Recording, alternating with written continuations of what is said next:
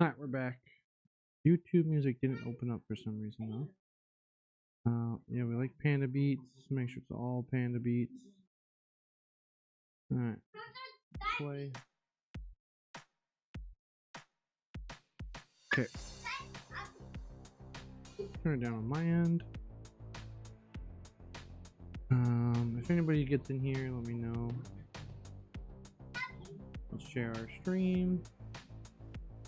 Discord. Alright. Got music going. Offline. I think my stream is offline.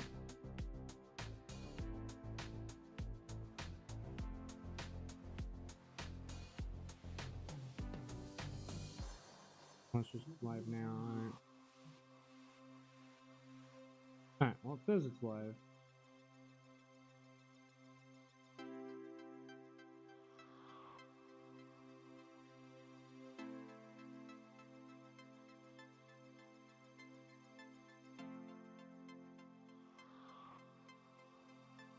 Sorry, I'm just checking something.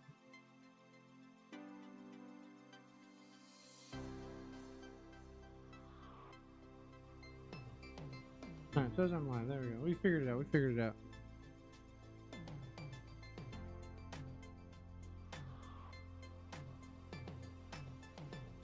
Weird. Okay. Well.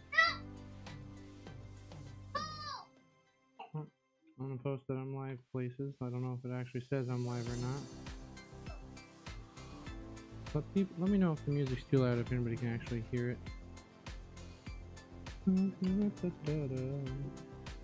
We'll do some gravy testing first.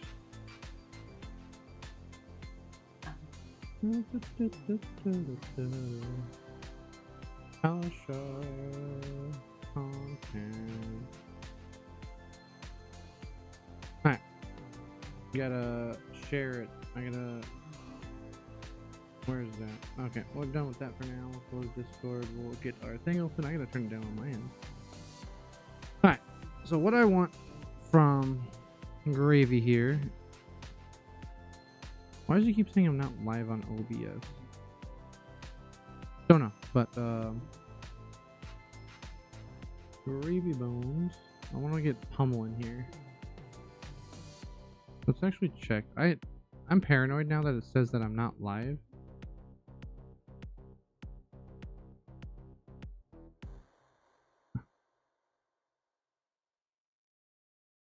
Created 6-1.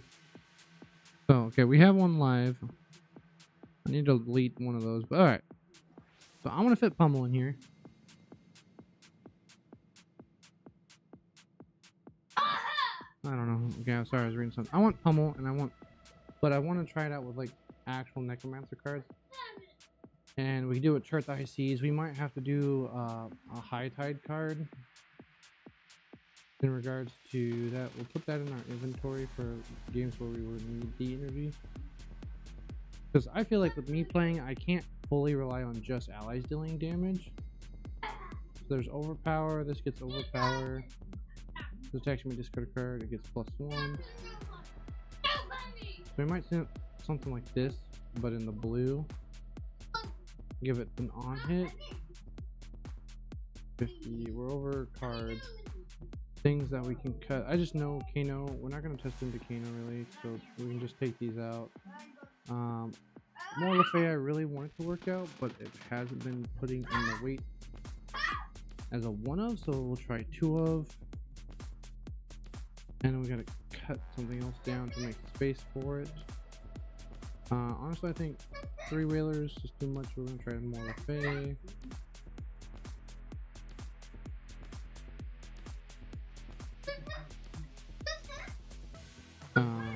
Actually, how do you spell it? M-O-R. M-O-R-A-Y. My child is excited for the game he's playing.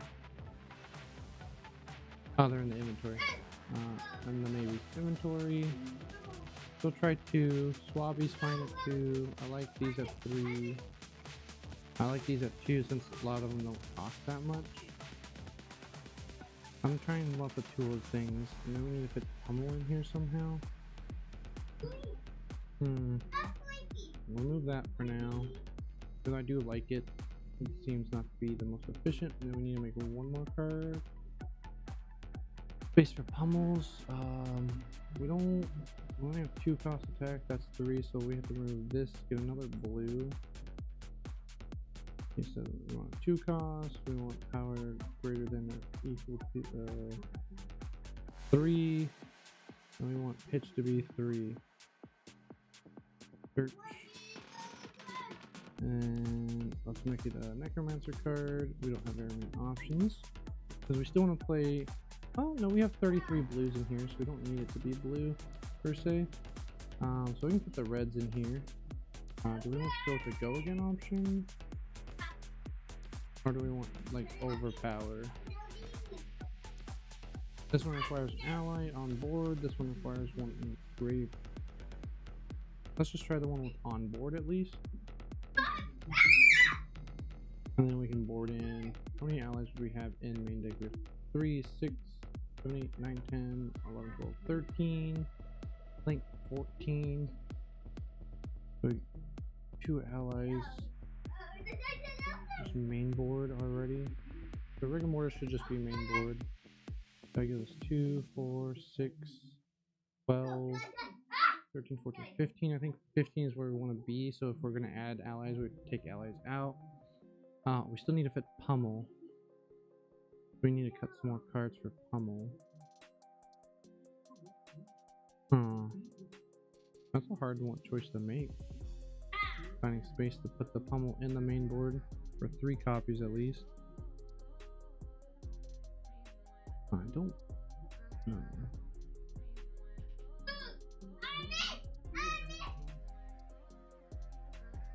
Okay, there we go. Now we got that fixed. Put something for pummel. We're gonna try cutting Swabby. Move. We don't need a whole lot of allies, because we got, I think this is like the core allies we kind of want. Honestly, probably move that back to 1, and then we have our space for 3 pummels. Pummel. I can't spell. Pum. Main board all 3. We have space for 1 more ally. Wait, do we have a hump main board? We do not have a hump main board. Hump main board, that's our base. Ooh. Okay, that's our base 60. And then we can swap out allies. Like another Humperdinck for slow ones, and limps for slow decks, including Morla Fey, and then we swap out against slow decks. Maybe Osteen. Good. 33 blues. 33 blues is where I like to be. So we're gonna try out bottom dwellers and open format CC. Unless the cards became legal now. I forget how exactly that works when the cards become legal. I don't know if it's I can look it up.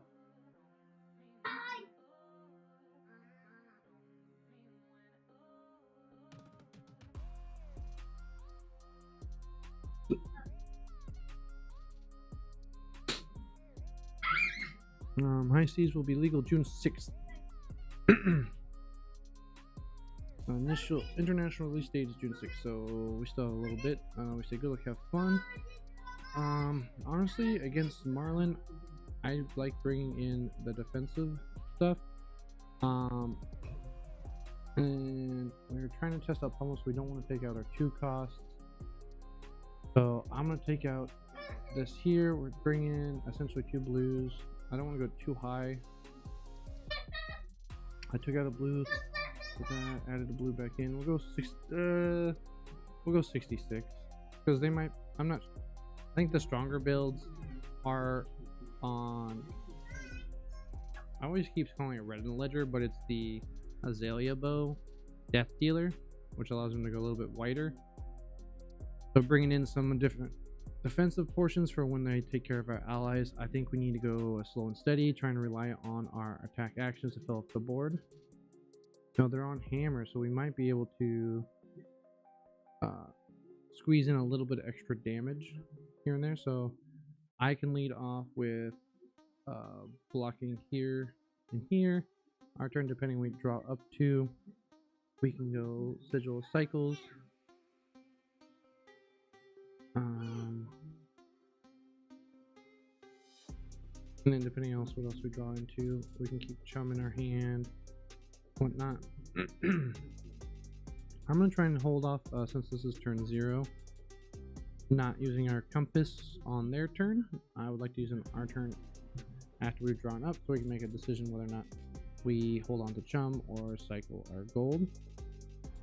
But I need to refresh this page because apparently they weren't connected. Seems like they are now, at least on the chat portion. So,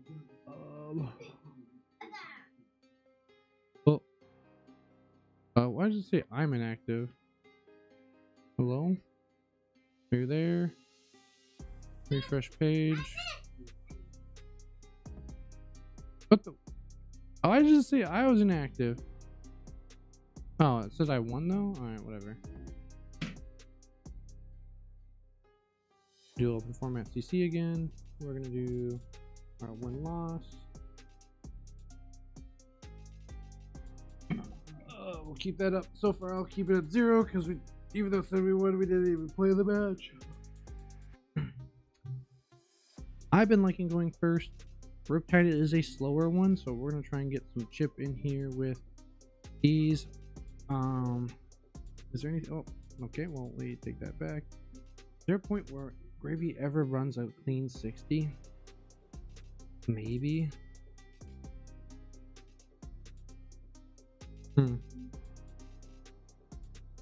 I haven't played enough to feel. We'll just play everybody with this clean 60, see how we feel about it. And then with Pummel, we have our targets are with these two, so 5, 6, 7, 8, 9, 10, 11 targets for 3. I think that's fair. Now we're just waiting for somebody to join. Don't know why people join a match and then leave. More, yeah, I changed some settings. I can bump myself up a tad. What was it? We'll plug that in. See here, I might have changed some stuff because my kid is a little bit louder than he usually is. So crank that up to 14, and then you might be able to hear me a little bit better. I don't know if that makes, but you also might hear my kid a little bit as well. So let me know if that makes a bit of a difference. Alright. I will bring this in for sure. The destroy items. Take Osteen out for ally purposes. Because I'm bringing in some yellows. They can go wide enough to destroy some simple allies. So lean more on our attacks and bring another humper in. And click submit. Go 62. Nice. So let's see what the top card is real quick. We might be able to go again off of this into that. Now we have chart the high seas. We will not be destroying the top card. We'll just play Kraken and try and break their gold. Granted, they can use their armor, but it'd be cool. So yeah, I just put a limiter on a compressor to make it not as loud, so I just bumped the volume up a bit. But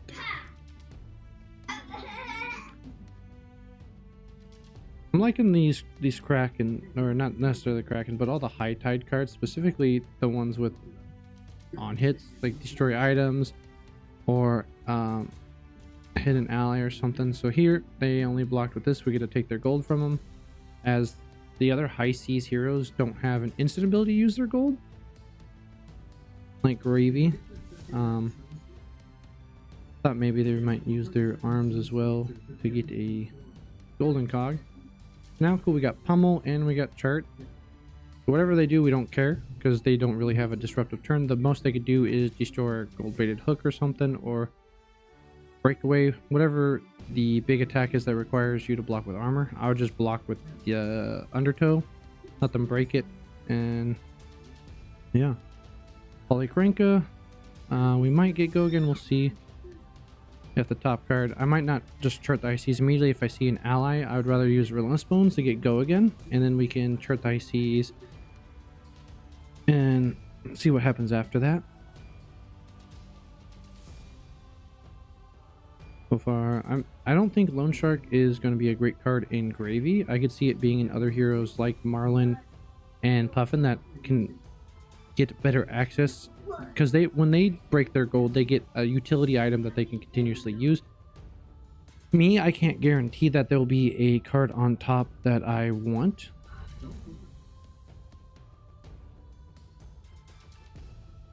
Or we can bump it up to 10.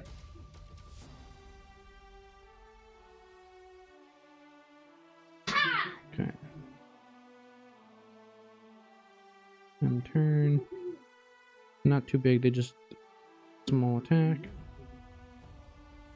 So we have Sigil Cycles on top, so we don't have a necessarily good way to get this go again. So we will chart the C's here. Potentially move some cards around. Sigil, my one of Sigil, but I'd rather have chart this high C's in my deck still, so we'll pitch the chart. Maybe discard a card and then draw a card. I don't really want to do that, so we're just going to hit them with Pummel here. Baiting a gold, since we haven't created one at the moment.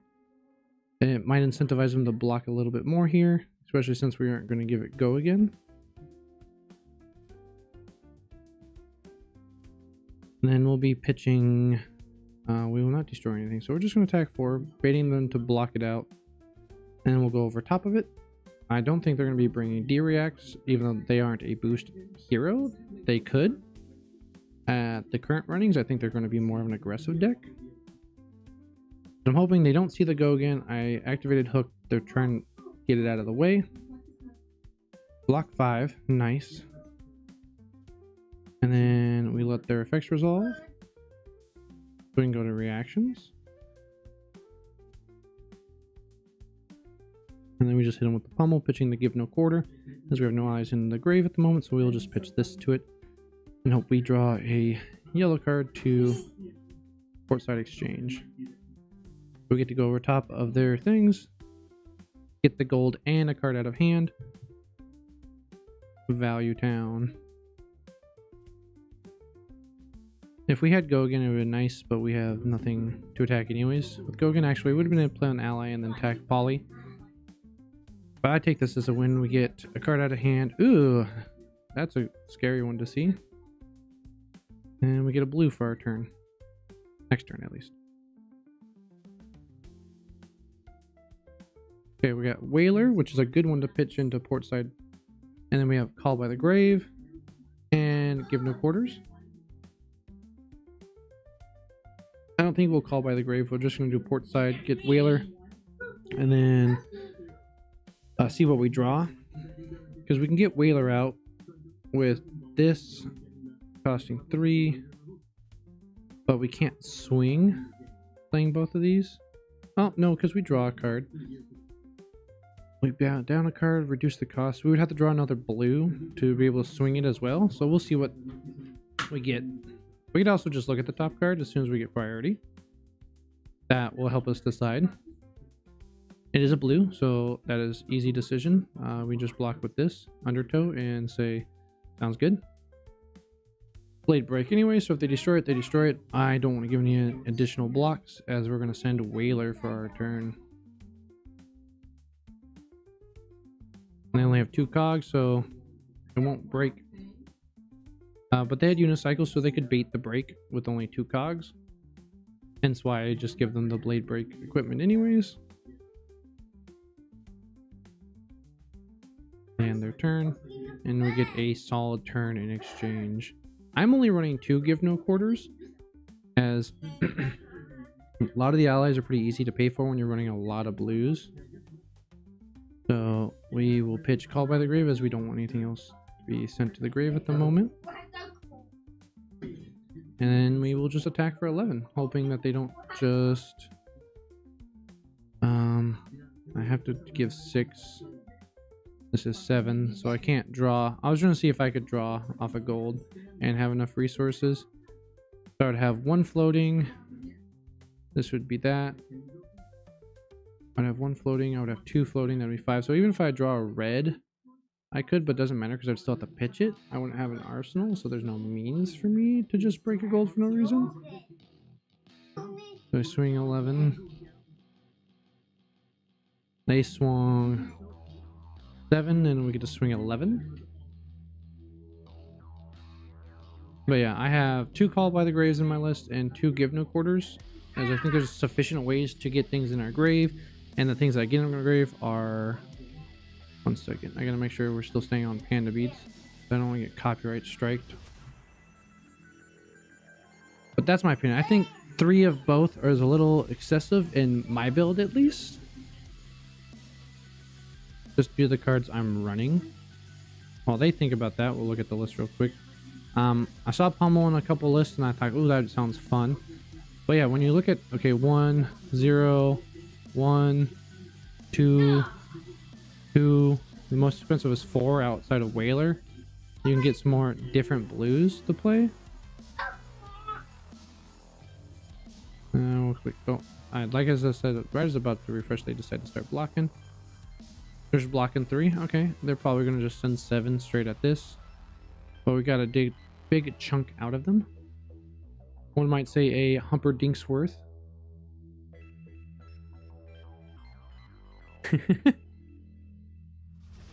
Oh, there's our other call by. So that's our second Call by the Grave. So we know this is our, not the last one on deck, the last one we'll see for this cycle. Yeah, that's, oh, they need a tunic for it, which is fine. So we'll send Call by the Grave, go get different ally. We're not going to summon the ally immediately. We'll call by, check the top card. We might be able to get 2 allies in the grave. Oh. They are undoing their actions. Just deciding what to pitch with. Oh, Whaler, that's not bad. It's unfortunate that he has seen his death yet again. But first time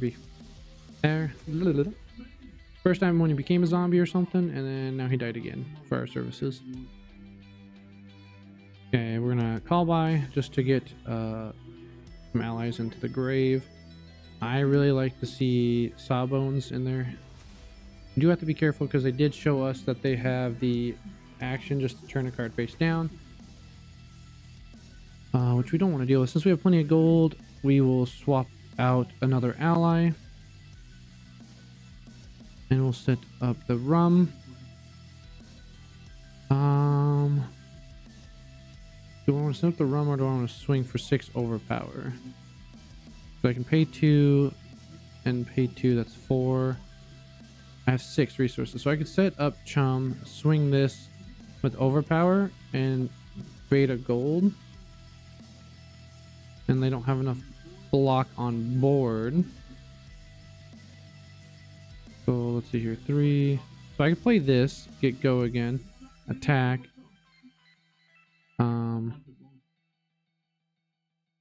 Attack with this, send that. Oh no, because this requires the ally to be tapped. So I think Chum is just the go-to here. I like using my tunic resource. It just feels good to use things. Is it a necessity? No, because I still have to pitch this anyways to play that. And we'll baited hook. They block it, they block it. And we will tap Chum. Get overpower to incentive to get the gold more likely, as they'll have to have a block card or a D-react to do so. And we have seen the block card, which would suck. And they have drawn at least 1 additional card from their hero ability. I think I wasn't paying that much attention to it. So 6. Gold bait. Alright, cool. Now we are an influx of gold. Alright, the additional attacks have been feeling much nicer, so I don't have to worry entirely about... let's see what the top card is. A meme of gravy activating every time. So we have Rigor Mortis, so we can get 2 allies in our grave next turn. This hitting the top, and then us swapping the top card with Cuddy. And then we'll be able to get, depending on resources,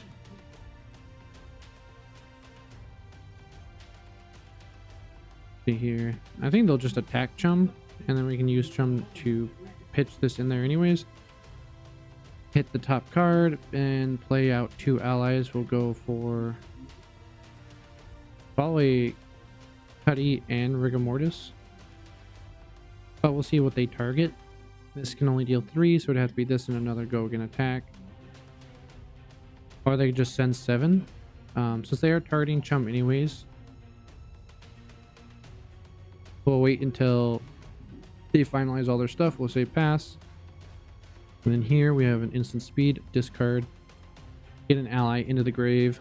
We get to absorb another additional 7 health. That is their second one. So we only have to worry about 1 more gold sky warden, although most of their attacks can get to 6 and 7 fairly easily. But we are chunking them out efficiently. Do we want to destroy the top card here? We have 2 allies already, so we can go this and play 2 allies with rum, and then we go like this. We can get 2 allies out, make them deal with both, and then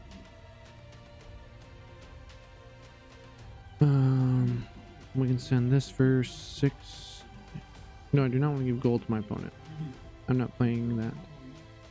So here off 1 blue, we can get both of these. So we play this one that will have go again. We activate the rum to make our next one have go again. We do know there's an ally on top, which so we'll just draw into it. And we play Cuddy Shark. Cuddy Shark, do do do do. And then off the blue, we can swing 7 at them using this ability, and then swinging Sawbones at them. We just leave Poly as it doesn't do a whole lot if they have to block out with their hand. This is almost half their life. 7, not quite half, a little bit under. So 7 times 2 is 14. So yeah, rum is important. Anybody that's not running rum in their gravy deck, I think, is wrong. You're able to, if you're playing Mage Master Boots, then it's probably okay. So like here, we can hero ability this, get another rum, and potentially draw a blue to send Command the High Seas. And then next turn be able to play another double ally turn. But even having 4 health is nice, so if they ever want to target it, it's unfortunate where the timing with this, it would delay its own damage being dealt to itself. So if they target Sawbones, I don't get a good activation out of it. And if it said other, that'd be fantastic, because when it's attacked, you could still negate a damage, but it is worded as if the next pirate you or a next pirate you control that would include itself would be dealt damage, prevent one of it. So if they attack this for 9,000, you're like, okay, activate this. Well, it's going to deal 8,999 to itself. Well, to it, versus trying to suspend the damage. And that's good. That's good. It's worded this way. It makes it stronger. So do we even have anything that's yellow? We have the ship. So good thing we got rid of our allies out of the grave. And then we'll check here once we get priority again to see if there's even a blue on top to warrant us wanting to discard Sea Legs. Otherwise, we'll just discard Rigor Mortis, play it, swing for 7 with the Cuddy pitching our blue. If it's another like a red card or yellow card, we'll just get rid of Rigor Mortis on our turn. Versus the rum. Let me know if there's any lag or delay, or if the music's too loud. So on my OBS, it looks like it's semi-loud, and my video seems to be delaying a bit. But that also because I've been messing around with some settings. So we do have a blue, so we will be able to discard sea legs to get our rum, and then play command high seas at them. We'll have a random rigor mortis in hand, which is fine. We can play it. We can actually pitch rigor mortis to draw the blue, play high seas. There's not much we can do about that. That's their action point dealing with that. Yeah, we have enough gold. Do we want to discard rigor mortis and have a just a generic 6 damage? Or pitch rigor mortis, play that. We'll have 2 floating, and this for 4. And have a what's better, having a rum or having sea legs? I like having the rum, so I can have go again another turn, and then rigor mortis will just chill. Just chill, bro. Just chill. We discard this for the rum. And we play an IC. For this rum, we will be able to play rigor mortis from Arsenal and then attack with it. Whereas if we went with pitching this, we'd have no Arsenal, which is not that bad in Gravy, as our graveyard is kind of like a second Arsenal to us, being able to play cards from it. Ooh, they had a Pummel too. Sneaky. I'm representing Pummel as well, and I've already played one. Ah, scary. Like, oh wait, they also had a Pummel. Yeah, blocking. There you go, 5, and then you can go. Oh, I was gonna say 5, 6, 7, then 8. You can block 8 that way. Because golden cog repeat, and then copper cog gets you to 8, and you get 2 gold out of it. You don't need your tunic unless you really want your golden cogs on your turn. One's going to disappear anyway, so you're going to want to destroy this. That'll get you to 8, at least that way, and you get a gold. Then you get your cog back with your hero ability on their turn. There you go, they figured it out. Oh, they just completely undid it. For me, if you want the most cards in hand, it'd be this, because it gets plus 1, 2, 3, 4. Okay. Yeah. Okay, there you go. And then you can still go 1, 2, 3, and you get your 8. If you really want to keep your Pummel.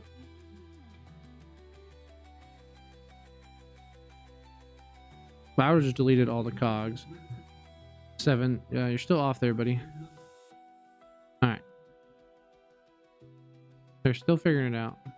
Alright, they conceded. What was in their arsenal? Oh, a second Pummel. It's not that big of a deal to keep the Pummel, man. Just blow up your cogs.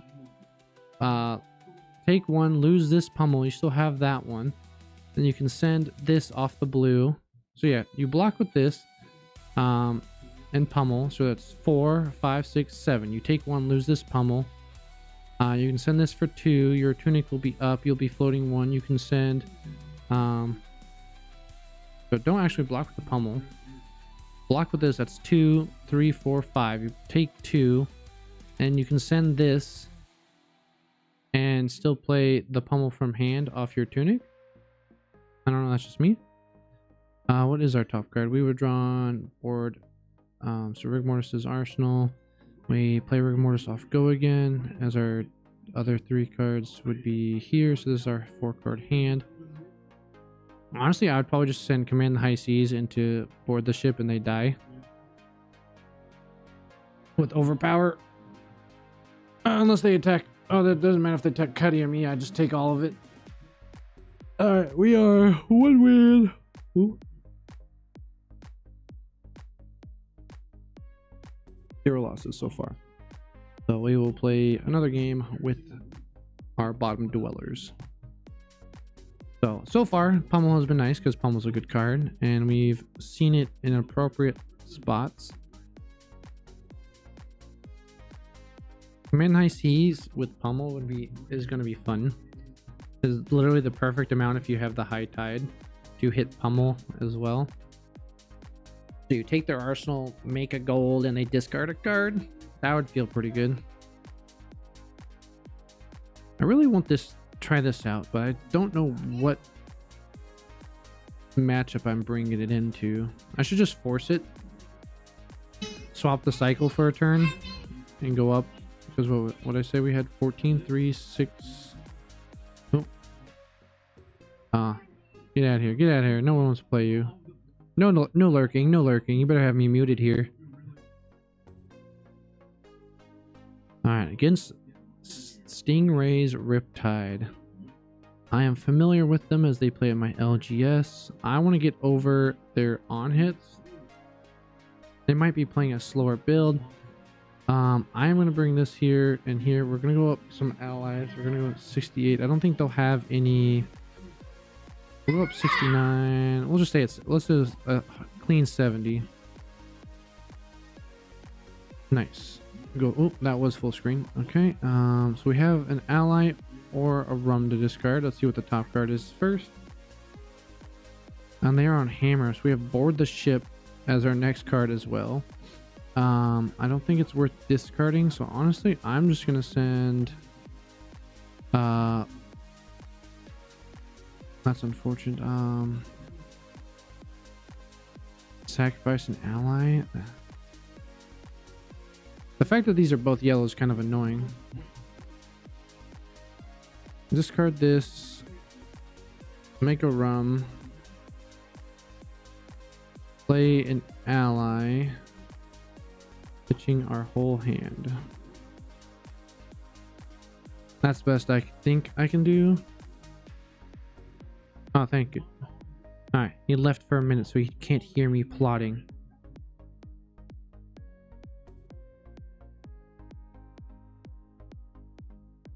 Ugh, they put my live stream on the store. Alright, well, my stream is live streaming at the LGS. Scary. And we got a Yellowfin Harpoon reveals a yellow card. Discard. They get a gold. That's fine. I will gladly discard Cutty Shark. Are one of Sigil's cycles. So depending what's the attack, did they get to go again? Seek and destroy. Take the load. Balance of Justice is an interesting one, as I do have the chance to draw. Does this have go again? We'll see. If it doesn't have go again, then I will activate activate here. It does not. Cool. So I will chum.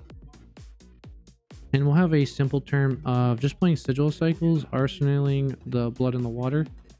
Hits at the beginning, they discard all cards and destroy their hand and arsenal. Oh, that's annoying that Seek and Destroy works on allies. Next arrow that hits a hero. That's coded wrong, right? If this hits a hero at the beginning of the action phase, that better not have triggered. Okay. I was about to scream. I just saw it up there still. I was concerned. So yeah, we will just play. We do have Cuddy, but we don't want to play Cuddy, so we'll play Sigil and pass. We have Pummel, which is not the best card. Thought the Harpoon Cannon was a Pirate Ranger weapon, not a Ranger weapon. It is a Pirate Ranger weapon. He's cheating. He's a cheater.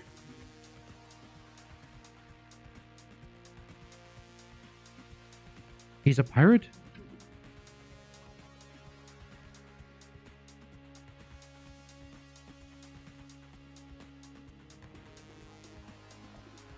What? He's cosplaying. I'm curious how this is gonna go. So CNC, that will get our D-React. Do I just take 6? This true. Just forgot. That's fine. That's funny. Okay. 6. What do we have? We have Cuddy. We can play. We don't have a gold to cycle anything, so I don't exactly want to just take 6. So I'll sit here. We'll block 5. I'm not gonna undo blocks. If that's the case, I might as well just block here, here, and go like that, and block 6, and keep the D-React in my arsenal. With sigil cycles, we'll just pitch flying high because I do want the extra rum.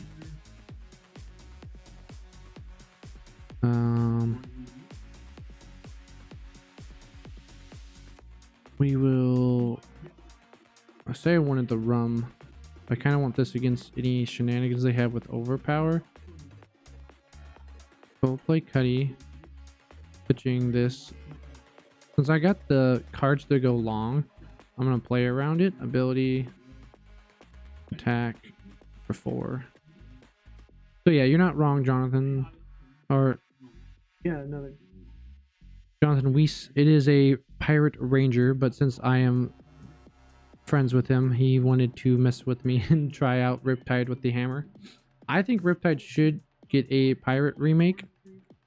We still don't have a gold, but now we do have some water grave options for this. And that's a perfect one to see.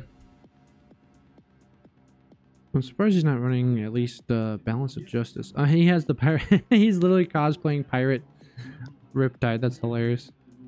I would love to see a pirate Riptide. I don't think it's an issue.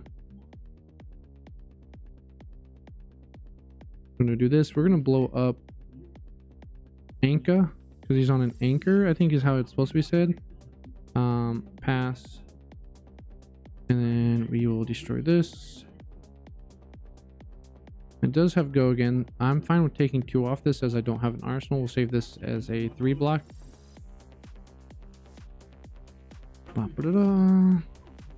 As I assume whatever arrow they play next will go into Cuddy Shark, and there's not much we can do about it. Harpoon from hand, or not from hand, from arsenal. So we're getting a one-time exclusive look at what a pirate Riptide would look like if he had the exact same hero ability. Yeah, figured that would happen. Not much we could do there, but we do have an ally that we, if we wanted to play, we could, but I don't think it's necessary here. So what I'm going to do is we're going to look at the top card. Not that we can swap it or anything. It's just, it's going to untap on my turn, so might as well get use out of it. And I am genuinely curious, and we're just going to play Diamond Amulet off the cuff. We're just going to play it like that. And we're going to play pass and put this in our arsenal.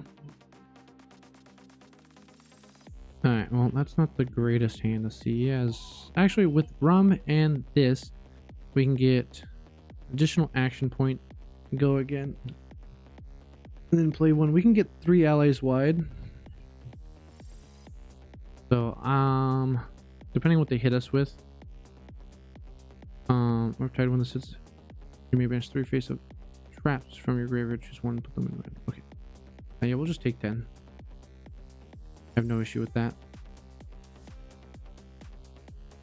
And they do have no traps that I saw. Yeah, no current traps. That was just attack for 10. That must feel nice. I could have activated this, but again, I want to save it for a more relevant one. So we're gonna see what we get at the top. Hopefully we get at least a blue. That'd be nice. Another ally. Ooh, we get red. So we get a gold and we get a board the ship in our grave, which is not great. So let's see what the top card is now, so we can hopefully swap it with something else. It is a pummel. Still better than having this in our hand.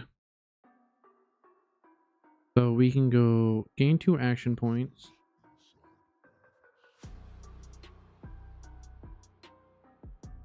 Then we make them cost 3 less. I can't use the rum because I used my hero ability to swap, which is fine. We still get plenty of allies out on the board because we get the first one gets to go again, which will be Chum. Nice. And then we still have 2 action points. So we will use the discount to play this guy. And then we will play this as a 0 cost to get our 3 allies out. And we still have an ally for Chum's activation, or Anka, or Anka, however you want to pronounce it. And a random pummel that they know because we saw one of our games. But that doesn't mean they know it's in my hand. The one waiting for an attack to use it on. Sea Legs is an attack we could use it on. We have 4. We wouldn't have the resources to also pummel though, which is semi annoying. So depending on what they decide to do, so that has go again. 4 go again. If they activate something else, I can activate Chum in response, discarding Rigor Mortis. And then we'll still have an activation here for that. But they have to activate this. And so now we will choose Chum as the target, discarding Rigor Mortis as the next target for attack. So they will kill it anyways with the +3. But it won't be, this Blood Rot's not going to hit me, which is the big thing. They could just pass turn as well, which would be not the best idea. See, if they had New Horizons, when they placed the Blood Rot, they could have loaded any card. Now, when you play Confirm, when you put a card from your hand, yeah, so they could have another arrow.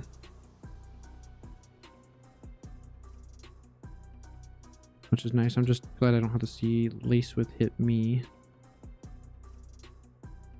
We don't have a gold. So he's going to load here off Premeditate. 1 floating. They could have a 2-cost arrow.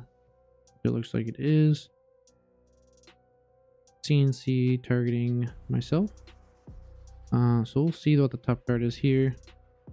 It is throw caution to the wind again. So we do get to prevent 3 of the 9. Not exactly what I like to do. We're going to take 6 still.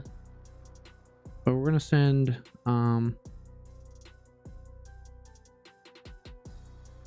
yep.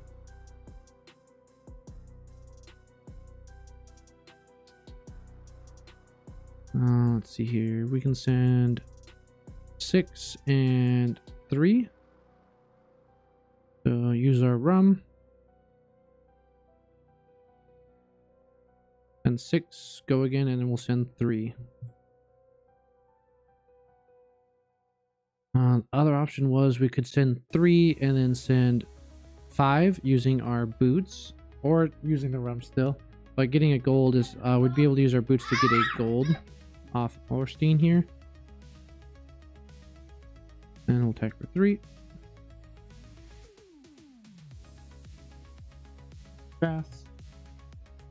And move along. Okay. We will look at the top card to see if it is worth sending this with Pummel. I probably would send it anyways, but if we get go again, this is a blue going to the grave. And do we have any allies? We have Rigor Mortis. E-Strike targeting Anka. And what they chose go again because it's 5 versus 3. That's smart. Alright. When I gain priority again, I will look at the top card. I'm gonna play a reaction.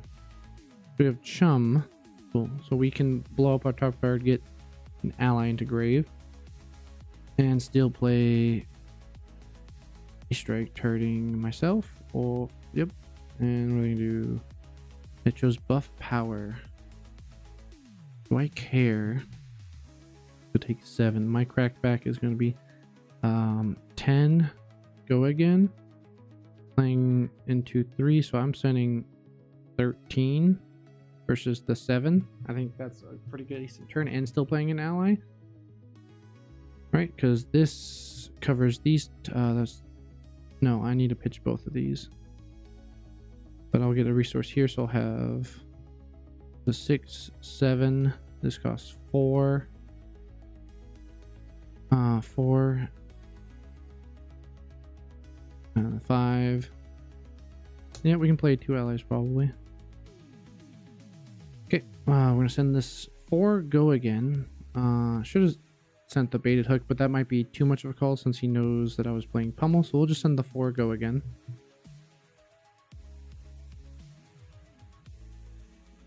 And we use our dead threads to pay for pummel. Close the chain. Oh no, we'll attack with this. No, it doesn't have go again, so we have to play something from here. I'll probably just play rigor mortis and swing for 6. Probably the best use. Yeah. So we're gonna send 4, depending what they block. Doesn't matter what they block with. I'm gonna pummel them. All right, yeah, pummel's 100% going in this deck. It just feels wrong not to. Crap. So the pummel effect doesn't go off, but we got a card from hand. That's fair. That's reasonable. We're still taking 5. No on hit though. We're going to break the chain. We're going to play rigor mortis.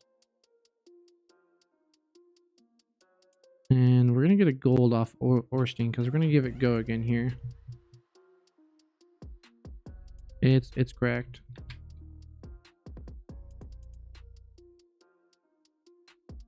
And we're going to send Orstein. They might not see it coming. Because I am going to attack react, give it go again. And I want the gold off of it, honestly, more than I want the 3 attack. So I can filter out some more cards, hit you for 3. Aha, got him. Then send 6. A little bit aggressive here, and then we'll just hopefully have a blocking hand. If not, we can swap out an ally with the gold.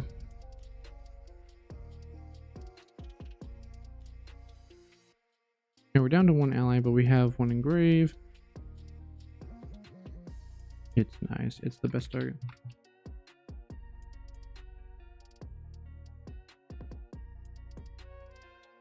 Oh, okay. Ooh, that's so we're definitely gonna swap out if they're hitting something. We're gonna send Cuddy, not so that way they don't use a flip card just in case.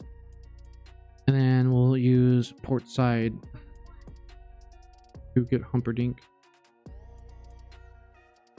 But we'll see what they target with their attack. It's a big attack, so we're gonna have to at least block with goes myself. So yeah, we're gonna just drop Cuddy here. And we'll block here. And swing 6.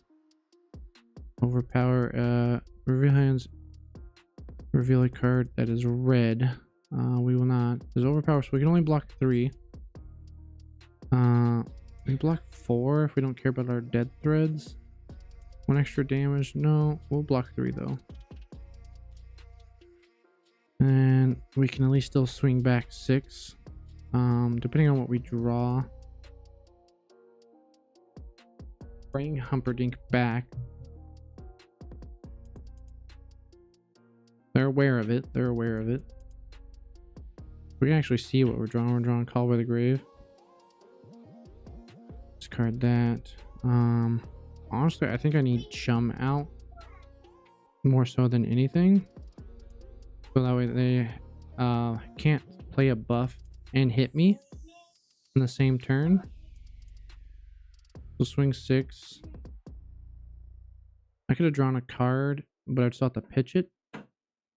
Using dead threads to no, I had 2 gold. I could have actually undo. Yeah, that's fast. So I could have drawn a card and used dead threads to attack with this and had an arsenal, which would have been fantastic. But we will be activating Chum if they activate anything to make sure we don't just die. And then if they have go again, I was supposed to activate Chum there. So that was played from Arsenal, so they still have to load somehow.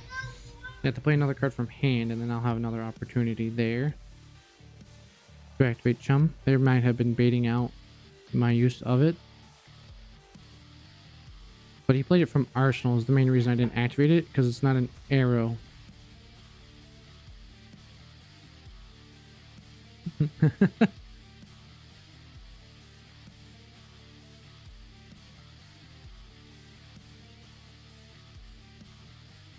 I'm asking him if it's a loading issue, because he said...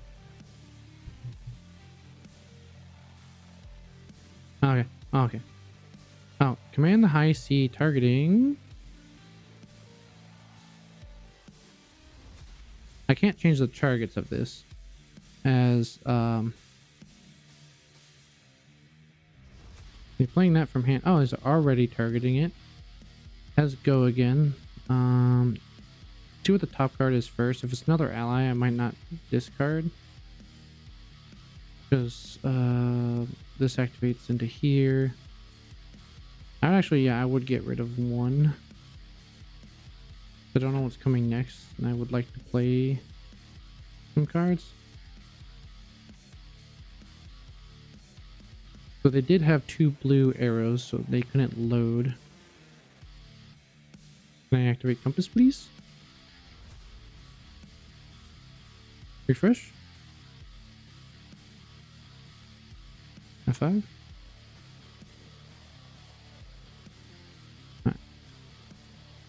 We have a blue, so it's not exactly a blocking card, but it is something that we can use to reduce damage.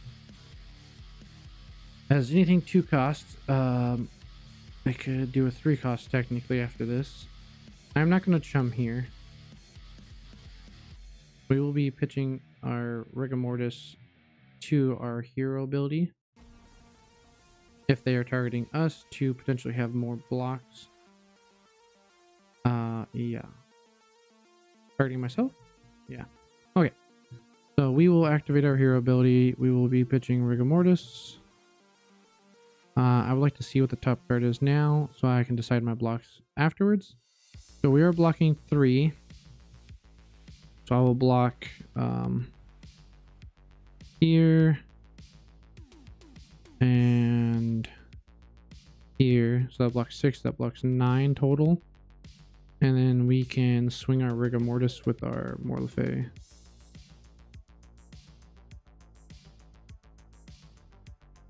We still get our 6 attack. They still have 2 block on their boots. We still have our chest piece for a block as well. This is an interesting one. Being able to see Riptide if he got the pirate treatment is kind of fun. It's an interesting combination. I think I would have gone with Balance of Justice though, just the way how his hero ability works, and having Sea Lace. So if you had a blue arrow, you can always play something from hand, load a second one, send your blue arrow, send another arrow if it had go again. And then at the end of your turn, you could load another blue arrow, send it a lace. Jonathan here is a good player, so he takes a decent chunk of time on blocking. Especially when you have a lot of thoughts to think about. No problem. Especially when you're playing a deck that shouldn't exist, when you're playing Hammerhead Riptide. Says I could block with a trap and load an arrow. Good. Or on my turn, I could use Bullseye Bracers.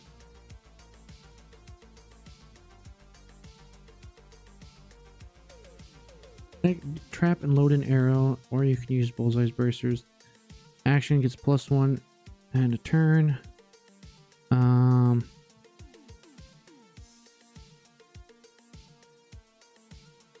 You take 6 and send 6+.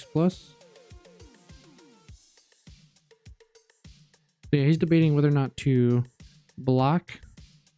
Oh, I sent it twice actually. He's debating whether or not to block with a trap. Looks like they went to reactions, which where's his potential is. So he looks like he's going to take 6. His plan was now to send Bullseye Bracers to load his arrow with +1.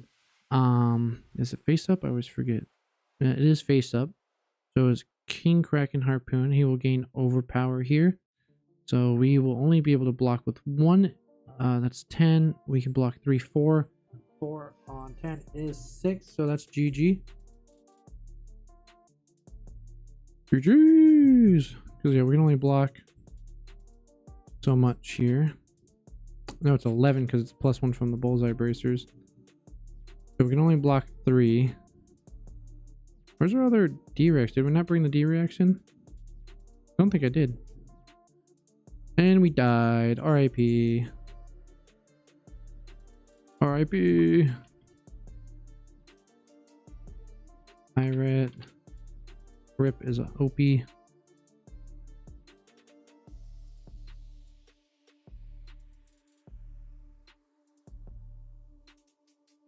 Pirate Riptide. That is pretty good. Giving him access to the the harpoons, allowing him to use cannon while it, like say you play a buff, you didn't have anything, gets over the restrictions.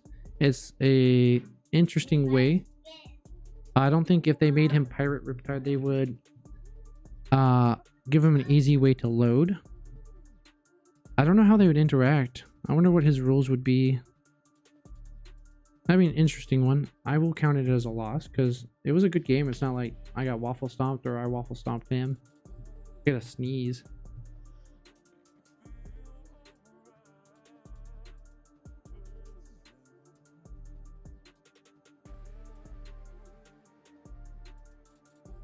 I think that was it. That was a fun one.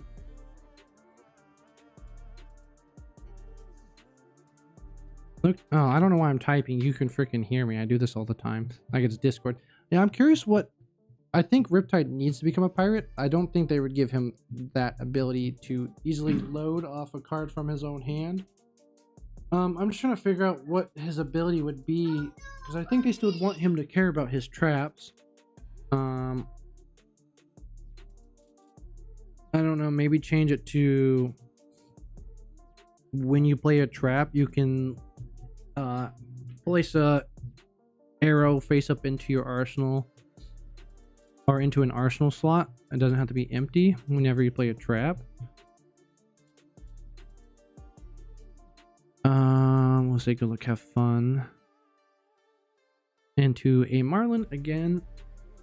I'm gonna try a regular setup here. Normally I would probably want blood in the water and throw caution to the wind for some blocks, but I want to try the just base pummel build here.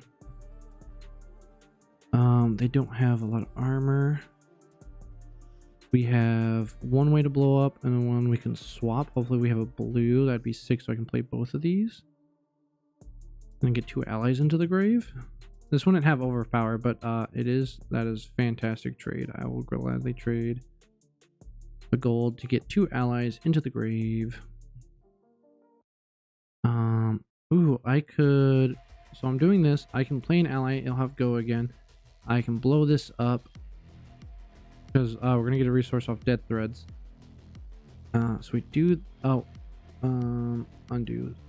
We have to play this first. Get the blue, have to have a blue enter the grave before we can play our ally.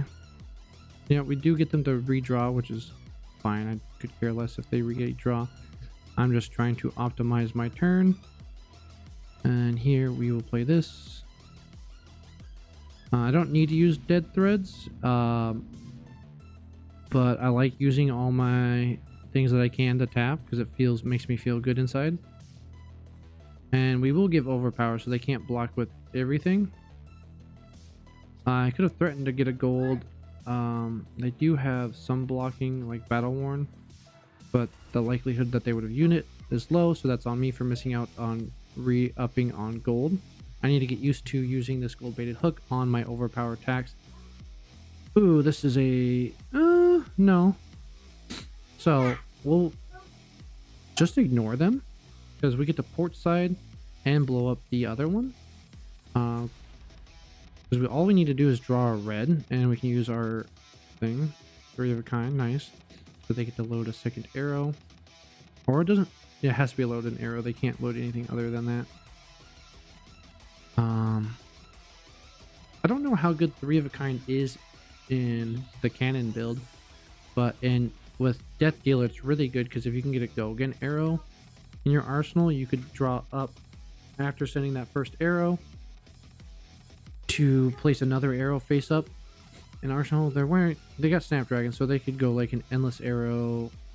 I think there is a combo where you need like a decent chunk of gold, a lot of blue, and you play basically it's 3 of a kind. Perch grapplers, I think it is, that gives all face-up arrows go again, and you break gold, load, send arrows with go again. Specifically, endless arrow. Endless arrow would be like the second or third arrow that you play. Or buff or bolt and shot could be one to get reloads. Honestly, I could care less about what they're doing. I'm just going to let them have their turn. And we are going to port side into Relentless, into playing this guy. Yep, sounds good. We'll take 12. They left our ally, which is fine. Snapdragons, okay. Early use of it, not like it's a bad thing, but we don't have to worry about the use of it anymore. They do get 2 Death Dealer once per turn. Draw a card. And then load an arrow off her hero ability. Like I said, we'll look at the top card after we port side, because we're gonna swap it anyways, and it doesn't matter what it is, because we have no pitchless cards in this deck. Our strategy here is still send the 4 port side into discarding Ankh, into my Restless Bones, either using the tunic or the card we got, destroying the other one, breaking the chain, and depending on our resources that we drew, sending Cutty Shark. Well, we don't have to break the chain to break Cutty Shark, but if we drew a blue, we could play Ankh, whatever you want to call it. It looks like they have an anchor, so I want to say it's Anka. A lot of people have been saying Anka. Ooh, that's an annoying one to see. They get go again. We're just taking it all, as there's not much we could do about it anyways. We could block 6, but we're still taking the rest of the damage this turn.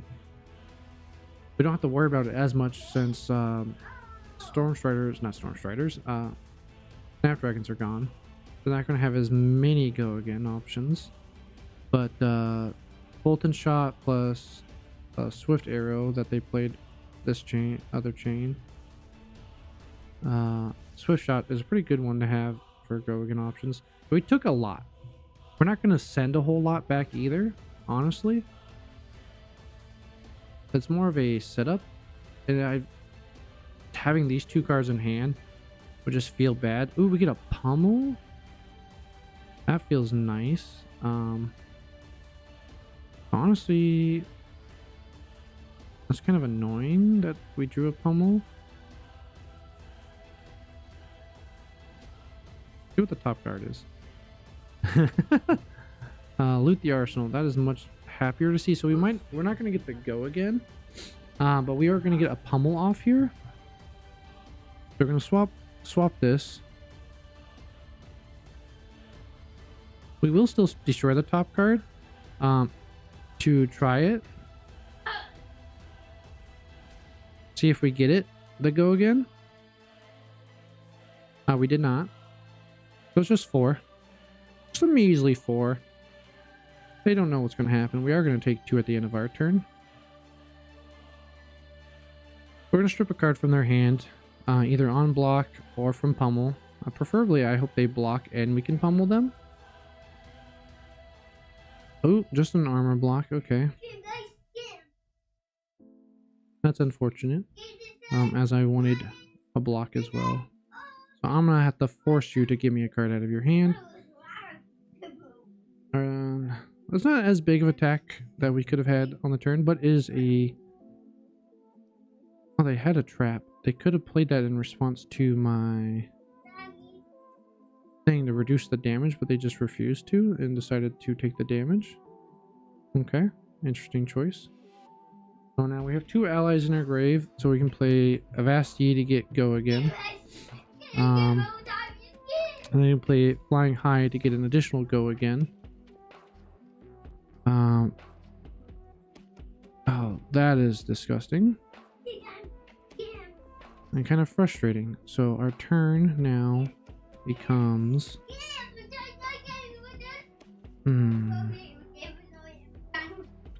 The fact that they found another one so soon, and top of having Endless Arrow, they already had Endless Arrow because I didn't block the last time. Here, block. I don't want another Blood Rot, honestly. We'll block like that. And they're gonna get their Endless Arrow again. Endless Arrow is so annoying. We'll block 2. And then all we can do is send 4. Because I don't want this in my arsenal.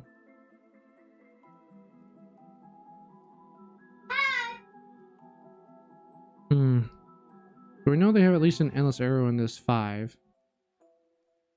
I'm hoping they don't get any more go again stuff too easily. What else in Ranger will give you go again? You Razor Reflex, I guess. Well, just Falcon Wing will get you there. That's so frustrating. Block 3. My turn is going to play this, destroying Rigor Mortis, break the chain. Getting an ally out. They have to break the chain to use Death Dealer. Loading a card face up into their arsenal.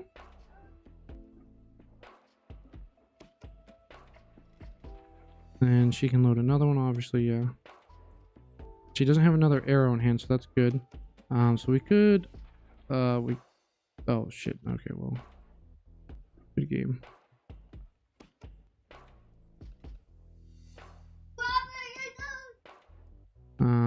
They're gonna go get something like dumb, like Swift. They got Remorseless. Interesting. Choose a card. I will grab board the ship, discarding Rigor Mortis. And then this does not have go again, but it does have a big buff on it, and we will block out with everything we have to try and live. I honestly thought they were gonna go get. I would have gotten a bolt and shot or the swift arrow.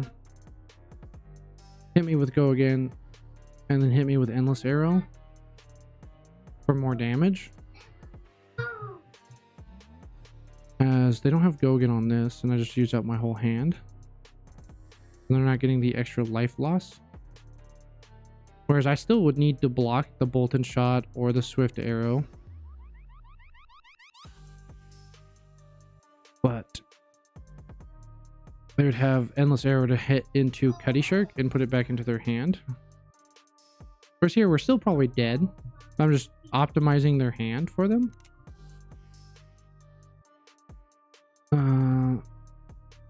Your next arrow attack this turn gets +4 sick.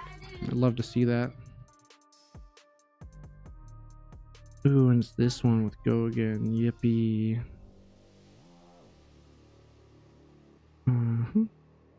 6. Take 2. Or take 1. Okay, well. Damn, okay. Good game.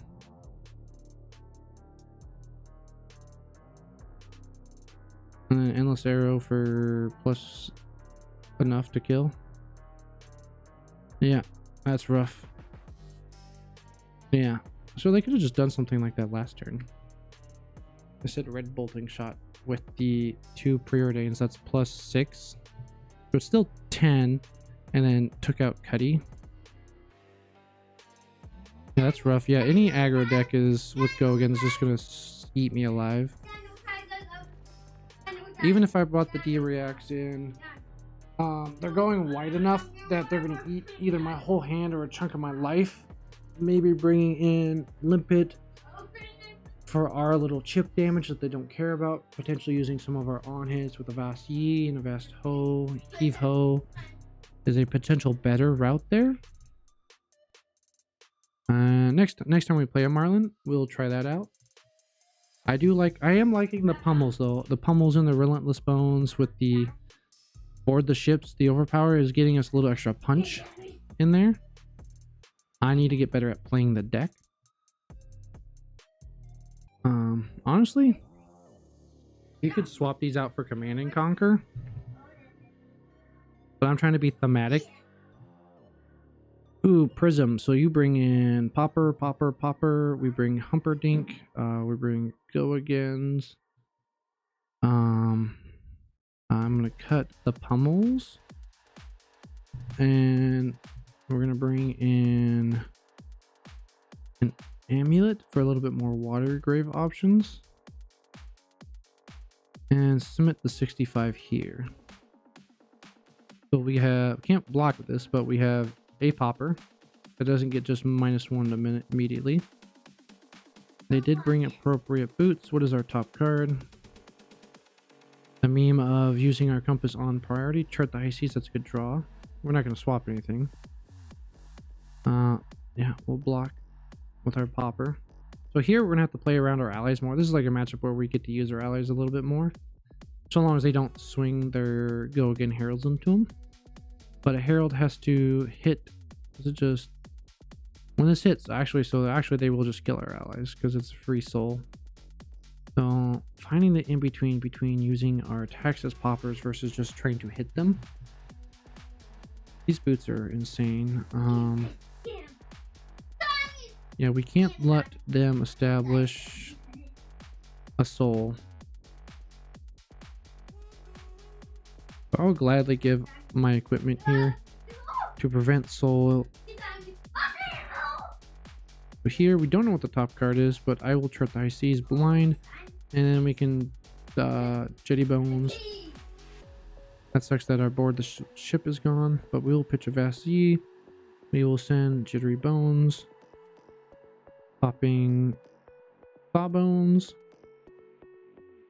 We only have one ally, so I don't really realistically want to play it here. It's kind of annoying. We got a gold. I kind of want to save it, and set up a rum instead. Oh, I should break the chain. Set up a rum, and no, we will not give our opponent gold, and pass, hoping that we have 2 poppers in hand. Oh, no poppers, no poppers. So here with this hand, honestly, it is a no blocks turn. It might seem weird that we're going to get with double herald, and they're going to get 2 figments. My plan here is to swap out. We'll see what the top card is actually.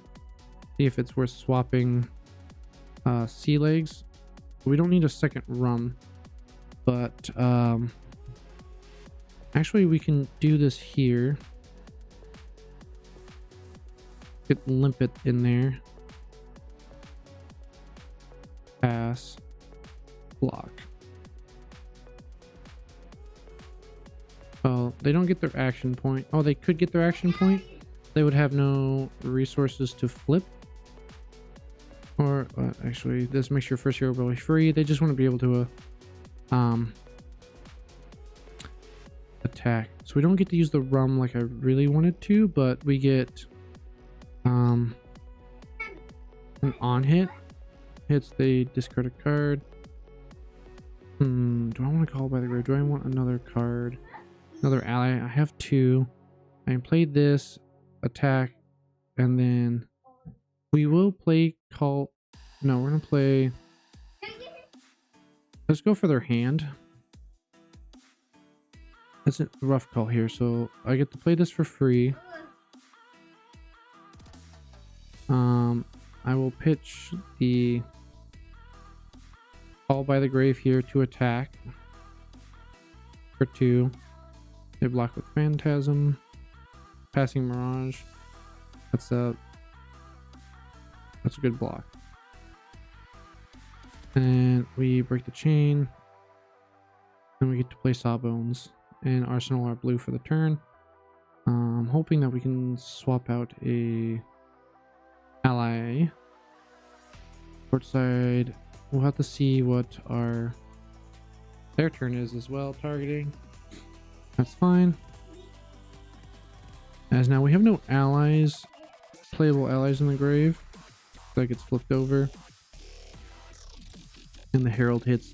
Well, I thought this was going to be a better matchup because I thought Heralds had to hit heroes. Now this is a horrible matchup. Because now this turn we have to see what the top card is. We can make some decisions. It is a Relentless Bone, so we at least get to have an attack next turn by port sighting to discard a card, probably being a Vast E, and then we can send an attack if they flip an angel, which they do. I assume that just attacks into that. Yep, that's fine. Now we will get to attack into the angel with our 4-power attack, and we'll destroy the top card too. If we get lucky, it'll be an ally that we can play. Oh, another Herald. Fuck you. I don't want... I hate that it's 7.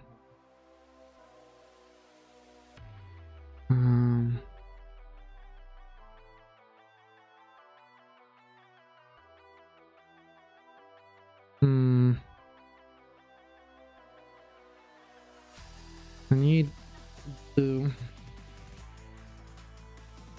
take 4. Unfortunate that we didn't draw any poppers, didn't draw any attacks, and we're gonna have to waste both our port sides essentially, because I'm gonna play this one, discarding that one, drawing an attack just to hit their angel. Why does Talishar do that? There's just too much processing going on. Like it jitters and doesn't let me see what the ally is. But a counter on what? I always forget. Okay, when I get priority and things are done flashing, I'm... Okay. Can I look at the angel, please? No, yes, yes, no. Alright. That one lets me see?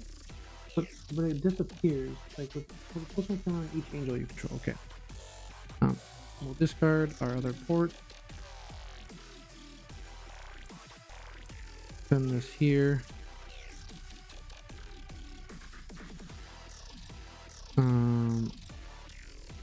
Not Phantasm, so I should be able to get my attack trigger. Hopefully we get lucky. We did not get lucky, and that's our one sigil cycles. So now we just alright, cool. Okay, cool. We have no gold. Hopefully we get some gold. We just have to take this, otherwise we will have no turn. And we only block 3 of it anyway, so it's gonna hit. We might as well keep the cards. Pass priority, pass priority. That's the only downside with having instants. There's nothing you can do about it. Yep. Pass. Even if when you're trying to pass your whole turn like this, I need this to do something. Like what I would love to have is a gold and a blue. Swap out my other extremely Christmas, yeah. And yep. Sounds good.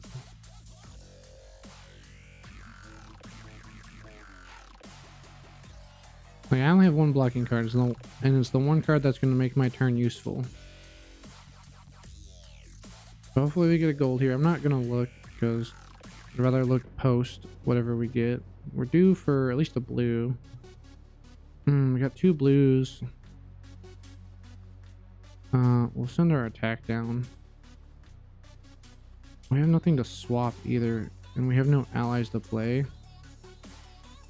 That's GG, honestly. Good game.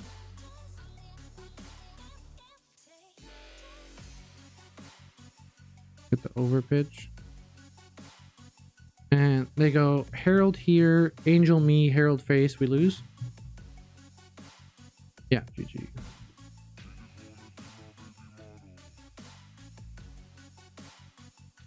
I have Herald there because I drew 1, 2, 3 non-blocks, 1 blocking card again, back to back. So not only did we have a poor matchup because Herald say hit, we are currently, I forgot to add the other 2 losses. So with this one, we lost to Marlin, so we are now at 1-3.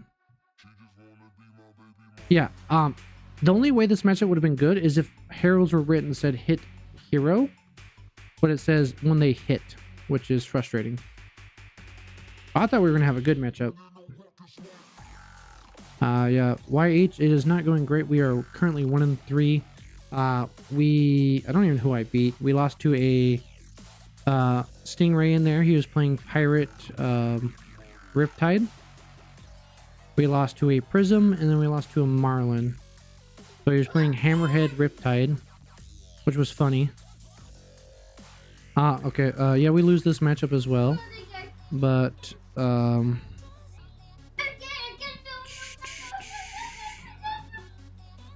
do we mitigate that? Play for the late game. Put in some more blocks. Take out... Yeah, play around our attack actions and try and get 2 Humperdinks out is how we have to play this matchup. So not the best blocking hand per se, but at least we'll get to free look.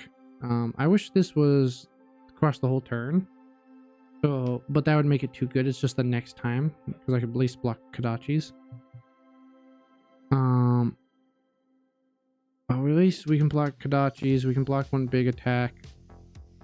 Spinning Will Kick, that's a good one to send this on, potentially getting a blue. We got a blue, so we know we can block 3 of this, block 4 here. And we know we're drawing another Call by the Grave. So we can get an ally, we can get 2 allies in the grave pretty easily and swap out Diamond Amulet with whatever's on top. What is this? Cyclone Roundhouse. The spinning kick was last attack. This turn. Beginning of the reaction to banish a random defending card from each chain link. Interesting. Block 5. So that's how that works. Okay, yeah. I'm like, I might as well block with it so I can get some health. What's the ending of this chain? Mini Aquarius, I'm just missing 3 blue non-attack actions. Well, you can put whatever you want in there. That's blue. You can play Sigil of Cycles. I'm playing a 1-of and I'm liking it here and there. Blue non-attack actions. You could put time skip potions in place of the amulet here. That will give you 2 blue non-attack actions. What's the top card? The Vasty. Interesting. Alright, well, we're just going to send this and arsenal this. Sending 8. And Conquerors. I'm not going for them right now as they're a little too expensive for me. Fair enough. I'm honestly, when I go to US Nats, I'm hoping I do a bunch of side events. I can get a bunch of cards I don't need or my fellow teammates need. Sell those out, buy the remaining cards I need for Gravy, Kano, and Verdance. So I'm going to go for here. We're going to play about 6 games of Gravy, and then I'm going to go over to Kano. We're less likely to have people play against us as playing Kano. Although it might be a lot of, honestly, Katsus playing against us. That's at least my experience when I was doing opening format. Alright, so no allies. They're just going to end their turn, which is fine with me. I do get to look at the top card here. It is a... anything we can do with that? Yes, we have Go Again. That's what we can do with it. We play Go Again during the top card. And we only have 1 ally, so I don't really want to just play it out either. So how I'm going to play out this turn is we're going to play this, and then we'll play Sigil Cycles, and we're going to pass. And I'm just sending 2. Yeah, I think they'll go down. 1 tip, the Barkeep, and 2x no quarters. Don't really want to replace those ones. Yeah. I forget what's not in the deck. Let me pull out mine.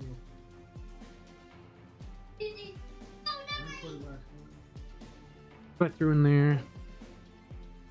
I think at least a one of time snap potion is pretty good. We're gonna break the chain. If you're not running like Mage Master boots to get the additional things, and one of sigil cycles or two of, as I feel like is gonna be fun. Let's see here. We have port side. The M, give no quarters. I assume you'll need. I don't know what did you not get. Golden Tipple honestly is in the deck already. Time snap potion's already in the armory deck. Did you get the armory deck? I didn't read that.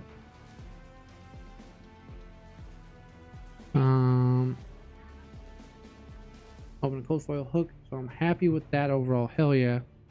Hook.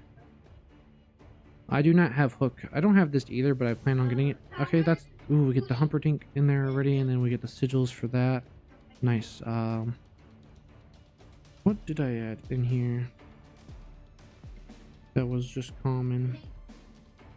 It's hard to say. Armor deck is good.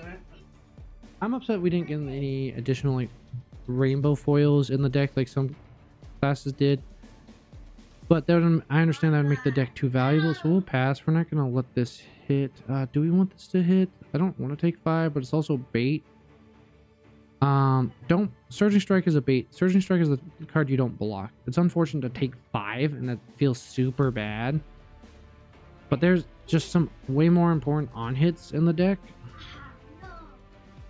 Like I could have prevented 3 like a 3 block, but I'm thinking like a Whelming Gust Wave is something you'd rather block. Dishonor is something I must block if it's online. Otherwise I can't play the great deck. So they have, what is it, Surging Descendant, so they need to have Bonds of Ancestry next. So let's see here, we can block 6 plus whatever this is, so we want to block, this is 4, so we can use this on the Dishonor for sure. Here we will see how much this blocks. We get that we don't just instant take another 5. So we only block 2 of this, which is okay. We know the top card is a yellow card. From my deck, this is not the here's the link to it. I don't think it's the like go-to list. This is just what I've been enjoying.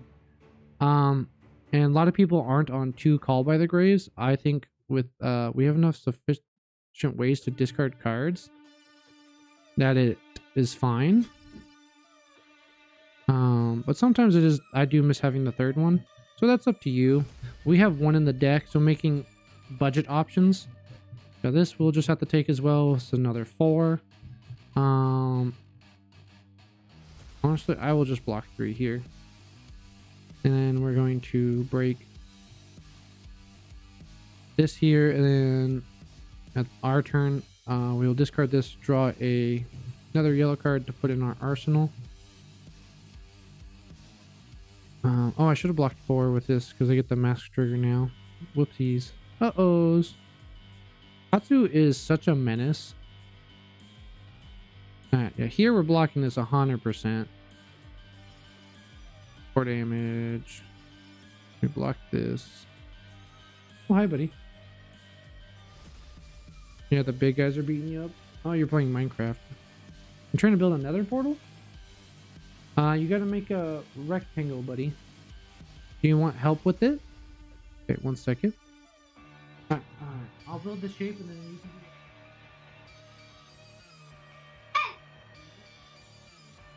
do it. Activate our ability, breaking Humperdinck.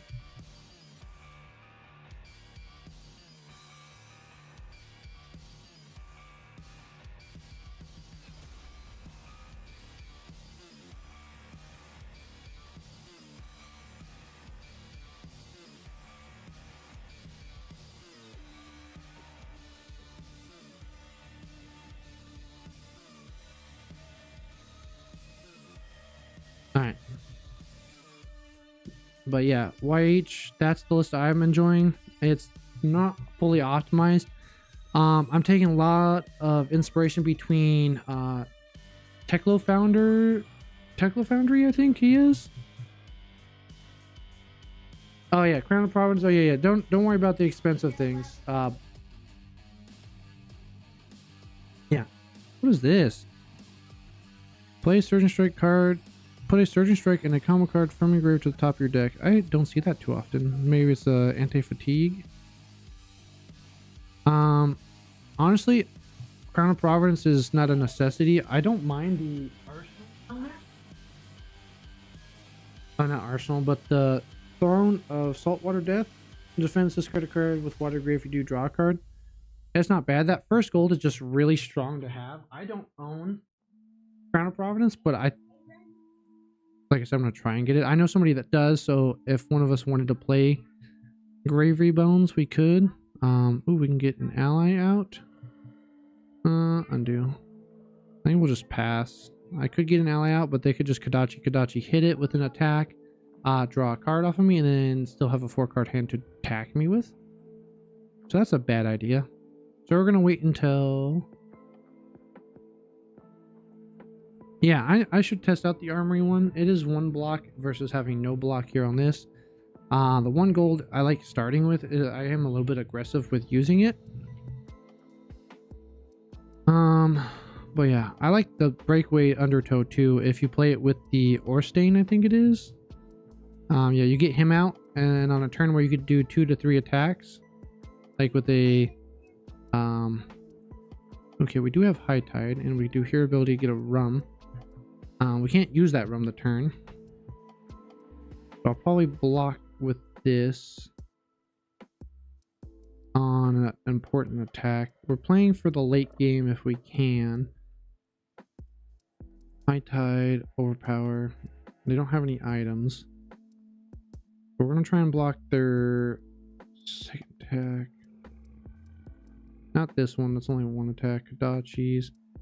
So if need be, we'll block with this. We still have 6 block, and then we'll send 7 Overpower back. Okay, here, I'll block 3. I have to block 4, so they don't get the draw. But if they have the buff card, they have the buff card, and they'll draw 2. This has combo. Interesting. Okay, they'll use it here to get the... Now we don't have to worry about it. The Mask Momentum trigger.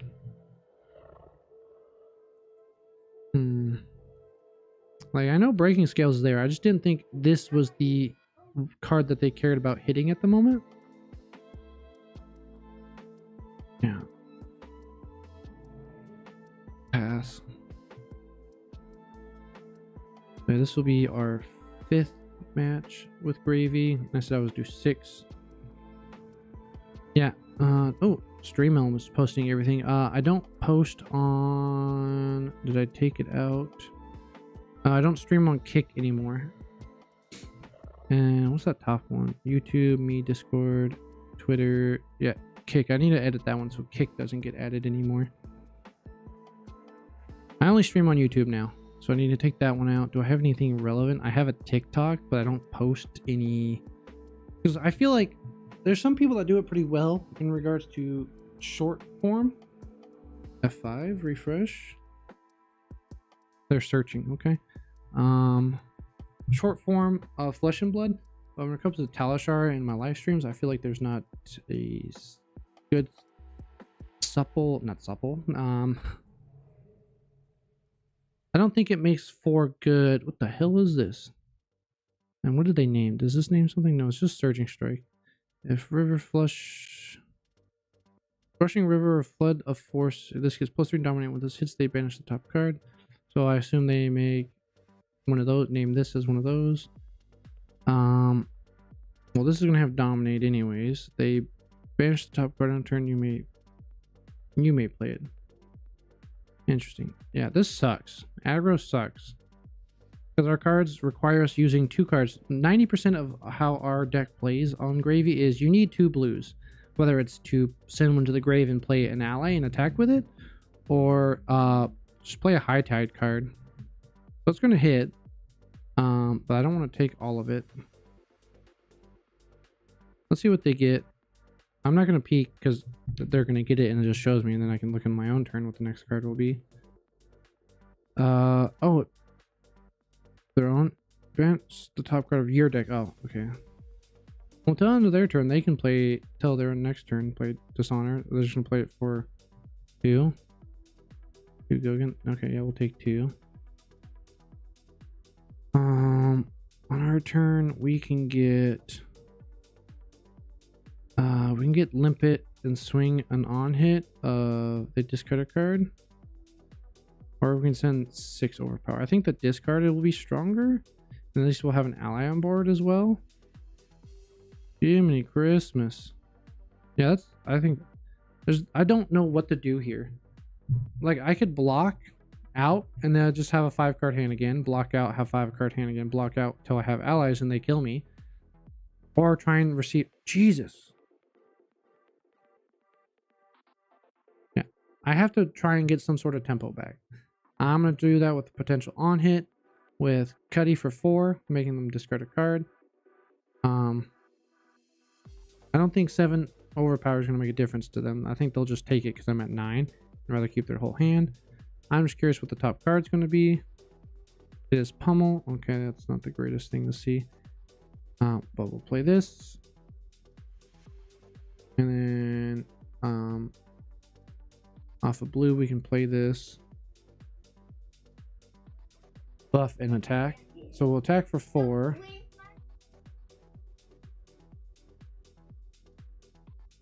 And have an on hit of they discard a card. So that they have to block with 2 cards to not get the on hit, or they just lose 1 card. Oh, it's a 2 block too. They did have to block with 2 cards, especially if their things are 2 cards. So okay, that was the best option there. So that way we got our momentum back going. All right. It's not as bad. It's not as bad. Can't be a doomer all the time. So now let's see what we draw into. We know it's a pummel. So we can pummel this if we have 2 blues. We do have blues. So this is 4. That's fine because we get to do this. Because we're going to have overpower and they're going to have to deal with that. All right, cool. We're getting our momentum back. They don't have go again. They could do a Katsu ability, but I don't know why they would there. Okay, we still have Humperdinck and Ankh, which is good to have as a combination. I would like to get those both out on the same turn, but that is, we would have to wait for the flag card that reduces the cost by 3 to get that in the same turn, and I think that'd be a good one to do. Granted, they could take them both out easily because one is just 3 health, right? Yeah, so it'd be they need attack, Kadachi attack. But here we don't have to worry about. Hopefully this is where we start to take our momentum back. So we're standing 7. It's going to be a lot higher because we have pummel. They decide not to block. Cool. Well, we're going to pummel you. Take a card from your hand and hit you for 11. Then we have a D react on our turn. So if we draw an ally, we'll be able to block 6 on something. Pummel, they have no items, which is fine. But I like this High Tide just for the overpower itself to be able to push some damage. I'm glad 100 Winds is gone because of they could just do a few 100 Winds turns. We get to look anyways. I'm just curious what the next card is, and it'll untap on our turn. Flying High. So we have a 2 block, unfortunately. So we'll try to keep that as our blue for the turn. Put this in Arsenal. So we did get another Humperdinck. Nice. As our block. So this is a 2 block 6. See what the top card is. See if we can swap out Pummel for something. Board the ship is another 3 block if we need it. This is just 3 go again. Ourselves. I don't feel like we need to block this. I'm at 9. We will block here for 3. I don't want to get stuck in a Kadachi lock early, so we need to block the 3 here. That's annoying. Okay. Well, next attack we'll probably just block here, blow that up.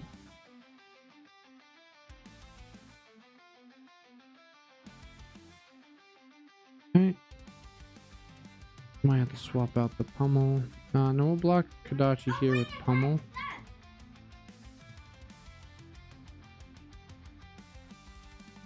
And then we can play our 2-cost ally if we needed to. We're gonna swap out Humperdinck for sure. But our turn is... doesn't look like we have much going on either.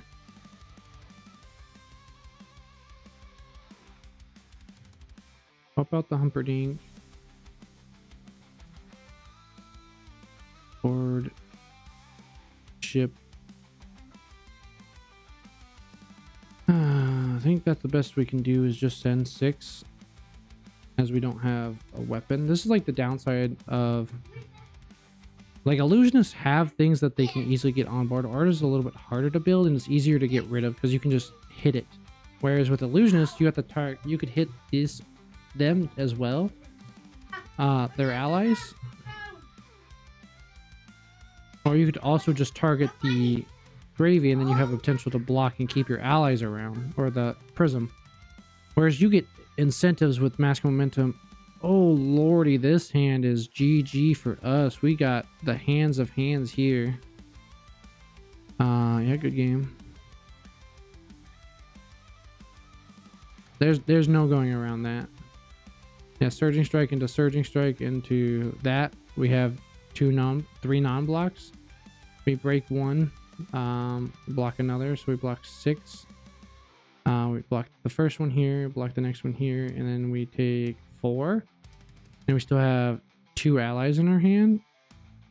Top card is an ally, so we could play one, have 2 allies in hand, and then draw this, and they draw into another surging strike, Sonic Gust Wave, pitching Final Stand, do final 100 wins. Yeah, it was game from there.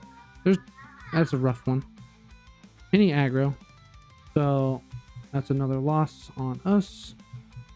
That's the downside with this open queue, is you're not going to get people that really are bad into gravy, because knowing your deck is bad into gravy, why would you willingly play that? That's what we get. A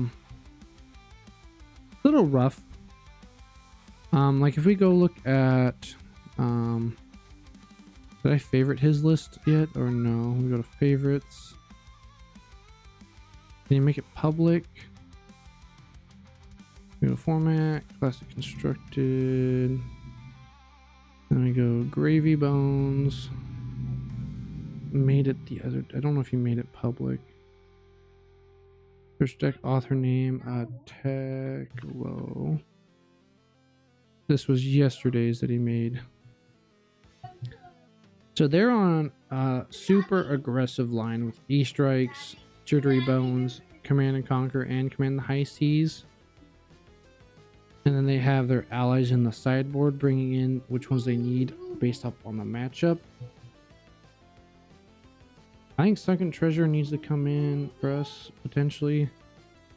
But they're off the blue Jittery Bones. They're on the red ones only. Let's favorite this real quick. I like the pummels. They have different options as their pummel hits. They have command. They have these 2. They only have 2 targets for pummel. Whereas we have, on bottom dwellers, we have 1, 2, 3. We have 3 targets. Technically, CNC, I should just swap out, board the ship for CNC. It would be the better option. Technically, we have sea legs if we want to play it. They're not really on the run plan, which I am liking a lot more. I do think we can make space for Sunken Treasure, as we can potentially get more gold. This is their ally list, though. They have 3, 6, 9, 12, 15. Loan Shark is interesting to get more gold. Their only yellows are their allies for discard outlet. Blues, I haven't watched their video to see what they're doing, but I will honestly be swapping out some allies here that I'm not having a fan of. Do they have even Orca? They don't have Orca. Honestly, I think this one might be a bit of a debate. it's more of a sideboard piece. We're gonna make a cut. I'm gonna put this in the inventory, and Cody are like a lot. I want to put this in the maybe pile. We're gonna test out some stuff. Chum. I don't think we need everybody, so I like the idea of bringing in the allies you need. Inventory. Rigor Mortis. Do they have Rigor Mortis? They don't even have Rigor Mortis. What are they leaning on for damage? Nothing really. Interesting. Inventory. So we bring in the allies we need. I'm still liking the sigil. I'm not going to cut it. We're going to cut this. I don't think we need it. It's just taking up deck space. More Lefay. Interesting. Doesn't like more than 9. I could see it, especially the way I've been playing. I haven't watched the video yet. I had it on to my to-watch list. I'm streaming, so I don't want to get copyrighted for watching his video. I am locking these with the boots that we have. So honestly, I'm gonna bump those up to. We're gonna go to yellow. We're gonna make some actual dramatic differences in our deck here. That'd be a funny one for like the mirror match here. It's +1 and overpower. Okay, we're gonna make an interesting decision here. We're gonna lean less on our allies, so we're gonna cut this. We're gonna go for a mid-range package here. I think 2 of these is good for a specific matchup. I think Chum is good. We're gonna go up to Ostin for 3, wherever they be. Ostin inventory will go up to 3. I like it with our boots. Being able to target it with go again. I'm still wanting rum to give our ships go again. I think we might go up to flying high to yellows as well. 2 yellows. And I'm definitely sticking on 2 of these if we're going more on the aggression plan. So since we're doing less allies, more Lefay doesn't make the cut. Rigor Mortis, I want Conquerors, like Conquer the High Seas. If you have Command and Conquer, I would swap it for that. If you don't have either Command and Conquer, I would stick Board the Ships in. If you already planned on doing Board the Ship and you still need a replacement for this, I would go with Battalion Orques. You get, it's a high tide for 9, so you get that similar hit ability for Conquer the High Seas. And if you're doing this, I would definitely go in with the Pummel build. If you need something cheap, I don't know if this isn't expected as a common, but if you don't want the high tides, I don't own CNC, so yeah, don't own CNCs. I'd probably go, if you didn't have Board the Ship already in your list, Board the Ship is a good one to build off your allies. You can go with, if you're on a budget, Burly Bones or Battalion Orques for the extra high damage. Orques is in the armory deck. Oh, okay. Ripples are red ripples in the armory deck. I don't remember. Let me get the little token. I have it here on. Okay, let's see. Let's see. What do we have? Gravy Bones Blitz, not Blitz. Gravy Bones CC list. So we have Orques, Jittery Bones, Pedal Faster, Relentless Bones, Scarf for Scarf, Fiddler's Green. What is Fiddler's Green? The heck? Oh, that definitely comes out. The hell? Oh no, don't put it in my deck. Those gain 3 life. Oh, it's a 1 block, so their on hit still exists. Definitely take that out. Fiddler Bones, Relentless Scar. I place it's the most relevant commons and rares. So yeah, go Pirate, Necromancer, red. If you got decent enough yellow count in your thing, I would go Golden Tip. Okay, so yeah, Board the Ship isn't in the CC list, but if you're looking for something that has evasive powers or just trying to get some oomph, I definitely build around the pummel build if you're on a budget. Or you can go the aggro build with like golden tipple, discarding your allies, going heavy into your allies. So going golden tipple for go again in multiple colors, and work around that. You could also do some the saltwater sways in there. If you're going more blue heavy, you can go for some aggressiveness with these, like a combo of some golden tipples and salty sea swells in various colors. And you can also play around the cards like burly bones, get your overpower if you're just trying to go for some reach. Or you can lead into the high tide like I'm doing here and go for the ships is what I'm calling them. So HMS Merlin, I have the HMS Kraken, and playing around pummel. I might even go yellow pummel to be crazy, but I'm playing around rum. So you might not have these either, sea salt legs. If you're not playing around rum, I would swap these for another set of yellow pummels if you're going for the 2 costs or the high tides. Since I'm going high tide, I want to go up 3 more blues. I want 33 blues. Since we're not doing, that put me at 50, and I'd bring in 10 cards of my 24 inventory. Yeah, okay, so Pirate Necromancer blue. When we do play our allies, we probably want them discounted, so we'll put that back in, honestly. And our allies, we want them to be useful, so we'll go here. The allies we have are they're not too cheap, but we won't be able to play them off some that, so we can bring in 10 cards here. But if I want to go back to that, ships with pummel sounds really nice. Yeah, that's what I'll be testing out. I might actually drop the sigil here and drop this, and we'll drop 2 yellow pummels.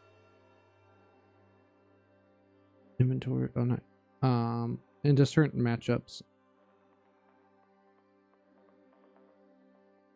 That's what I'm gonna go with. These are 3 blocks, right? Yeah. Okay. Actually, let's just put them in the deck. Deck. So it makes it easier to sideboard. We only have to bring 10 cards of R24. Let's try that out. Yeah, I think I'm getting a little too focused. Instead of making a match, let's try another Marlin here. Okay, so reload, and we'll create our one. I don't really want to play any of those people. Except, yeah, because I don't own these. I do have Command and Conquer. Too bad I don't own Sea Legs. Maybe I should play the ships with High Tide Go Again. Yeah, that'd be a decent one. Because yeah, I'm only playing these to get Go Agains or have a double, triple ally turn. So against them, I'm honestly don't even want to bring that many allies in. I want to go for they don't really have items, but they have this. I do want to bring in meaningful allies. Here we only have 5 we're bringing in. So 5, and then late game and some prevention. We're going to go up to 66. I don't think we need any other additional allies. They're going to lean into our attacks more. Orson, they can kill too quickly if they're going with the Go Again package. Again, we're just going to go for value blocks, and we're going up. So that way, since we're going to be blocking more often, we will have less cards in our deck after blocking so frequently. If we wanted to go 68, we could bring in Rigor Mortis, but I think with Chum and these hump, if we can get a double hump turn playing 2 humps, I think we'll be doing pretty all right. Here, we'll look at the top card, see what we got. I will be definitely threatening that gold here. I'm just curious what's on top, because we can also do port side, discarding the Kraken, getting another gold.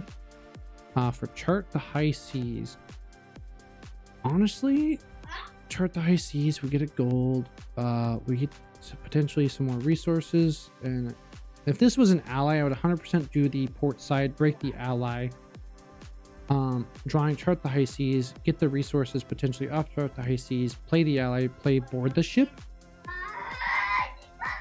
oh goodness, I don't know if y'all heard my child, but since they are just so willingly nice playing armor that they don't want to use too early, I'm gonna go with the overpower and hope that they don't have the block card for any D reacts, but they're on hammer. So we're gonna send 7, which is normally a 3-card block, but they can't block with more than 1 action with overpower, meaning that they can only block with a block or D react addition to their regular action. So we're gonna snipe this gold from them. If I had created another gold, then I'd be willing to gold bait it, but it's too early to gold bait on this. They got port exchange, canceled their blocks because they figured out they can only block with 1 card, so they're trying to figure out which one.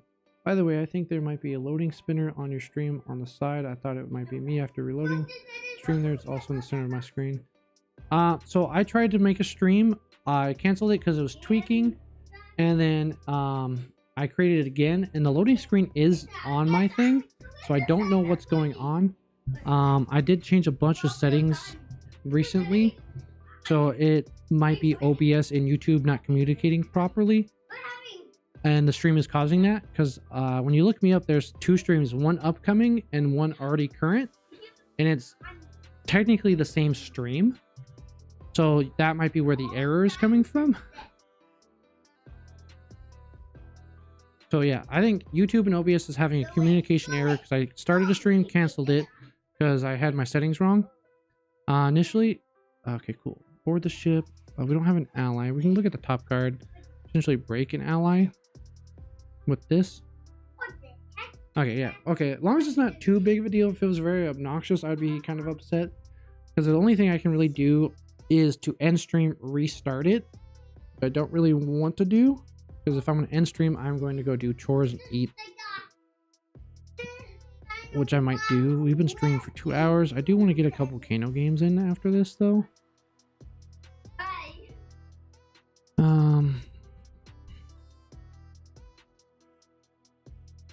And they made a. They're creating a gold. They broke the gold. To draw. They didn't load, so they don't have an arrow right now. So they made one. Ooh. So it's +3, +7. So this is a 9 power attack. What's the top card? Otherwise, loot and hold. I'll still be blocking 4 of it. Do I want to break that blue with port side? Pass. We'll get the blue for sure off port side for resources to send this, and we can send pummel. Maybe there's an ally underneath. We will not break the top cards. We're just going to block 4. They have no on hits with this goldfin. It's just a raw 9, and I don't want to take raw 9 at the moment because we're trying to play the late game. I get it blocked with port side exchange as well, but I wouldn't be able to potentially play this and pummel if there's no ally to get the resource off here. So here we'll do port side exchange. So we got 2 blues. I'd rather have loot the hold for the late game as an on hit for our ally. And although we don't have an ally, we will still send board the ship for 6. And we have resources available to pummel them as well. I am bigger on the pummel build. I think these should honestly be command and conquers. I only have 2, but I also don't really like incentivizing people having to play command and conquer. So my list will probably still remain board the ship. With the lack of allies, though, it is going to be a little bit harder to get the overpower portion. So we'll see. Like if I actually played in a real competition, I'll get my 3rd command and conquer and play it as such. Just command and conquer and pummel is a lot better than board the ship with no overpower and pummel. Because here they could play a D react. It wouldn't cover it, but they would take less damage.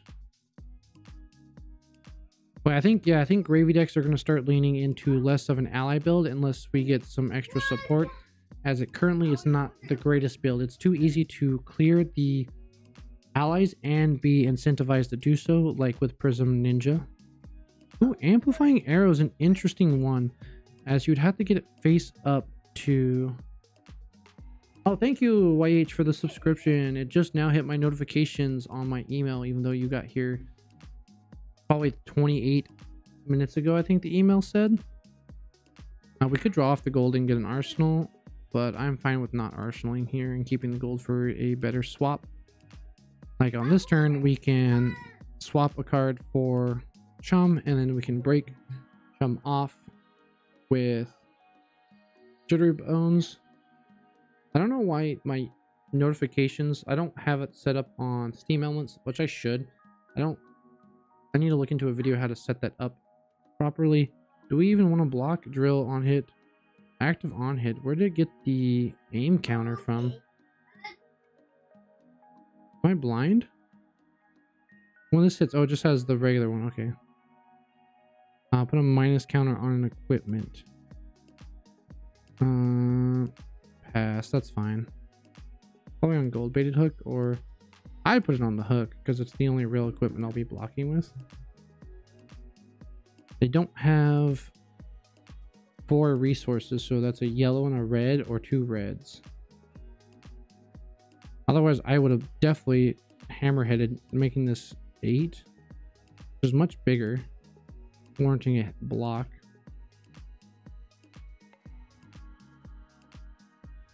On the thread, okay. Our rangers have something that break things with minus counters that I'm not aware of. Because gold baited hook is just the way to go, wouldn't it be? Because it's battle worn, and I have no incentive to block with it after that. Well, now I can just block with it. All right. I am curious what the top card is. On my own turn, we're loading in. Let's see what the top card is. We'll make sure we're still on Panda Beats music. Okay, we're still on Panda Beats. Sick. For anybody that doesn't know, I am playing for other streamers. Panda Beats on YouTube. They have no copyright music, so we have a pommel on top. Interesting. So we can go like this, swapping out Chum. Send that, and then we can send this, and we can pummel them again. And we don't have overpower, and we will pummel them pitching the Chum, as I don't want to arsenal an ally. And, oh, we just have 10 coming in. They are being very greedy with their blocks. We're gonna incentivize for that. Interesting. They're playing dry powder shot. There are a decent amount of ways to make your arsenals come up, but I think you need to play around Sea Lace if you're playing Hammerhead. So you get Sea Lace, put something to go again. You can either Hammerhead the blue, or you can Hammerhead the other arrow that's going to come after. Here we don't have any good... Oh, we have go again and 2 swinging sea legs.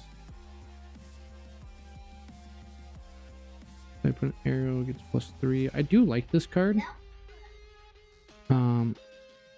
So this one says if it's an attack action, but I get to reveal the card because I didn't activate hammer. But I can block with C, and I can block here, block 4 of that. So we're only taking... We can't do math. Instead of 6, we're taking 5. And we can just reveal hump. And send...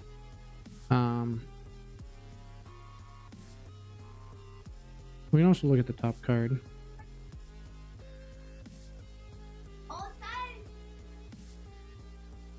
Because if there's another ally on top, we can break that as well. Since they're low, I was okay with blocking with sea legs. As we're going to get Whaler in the grave, we can set that up for when we get our flag. Pass. We'll see what the top card is. Should have done that to make my blocks more decisive. It is Kraken, so that's not something we want to break. So we will just break the Whaler Humperdinck to get go again. And we'll Arsenal the Jitterbones. Or we can just send 2 and have no Arsenal. We'll see how they block. If they don't block, I'm just going to send the other 2 for chip. Because we're not going to be playing an ally anytime soon at the moment. I could have also baited a gold, but then they would just block it and then break. So we're just going to down. Our goal is hopefully have 2 blues with that ship to get the overpower through. So we even have a card we can block with if we really wanted to. Otherwise, I'll probably just play the rum, send this with the hook, because it's guaranteed to hit unless they block with all their armor, which they could. They have 1, 2, 3, 4. 4 plus a block would get it, so we won't then. But I still be playing Barkeep into Kraken. I can block with a blue if I need to, depending on what they say. They hit me with. Sift is an interesting one. Blue Sift. And they have a blue card. But it doesn't get Gogan because loaded face up and was not. When this hits reveal card, if the blue they discard it. Alright, so they get to look at my hand. And it's overpower. So they get to. I'm not going to block. Because they're going to take a blue anyways. And we need 2 blues to hit with the Kraken. So we will not block. And they're going to take a card regardless. So we'll just let them take a card. Oh, they didn't activate Hammer. So we'll just show them the Kraken and then we can play Rum.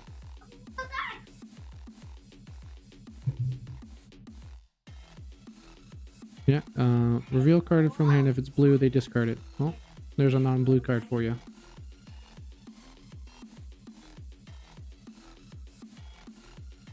Okay, well, I said I do want to do this, but since they had such a weak turn, let's see what we have.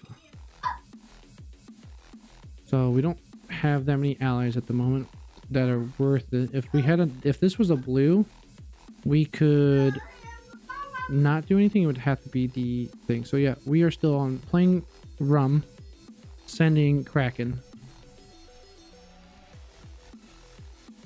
Just to push the most damage through. We could get go again if we had activated the Rum before doing so.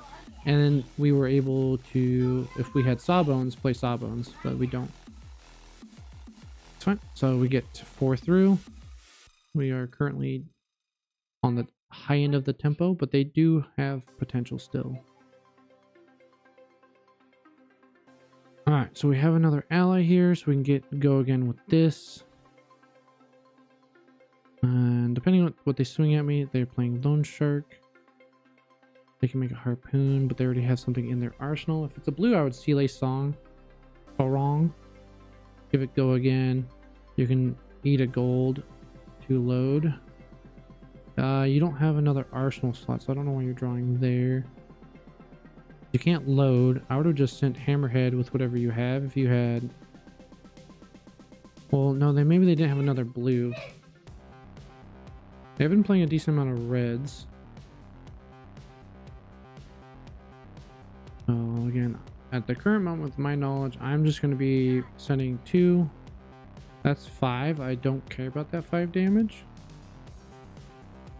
We're playing low allies. We're like, wait, they have no allies out. We could go again. Break chain. We'll have 1 floating and 2 available.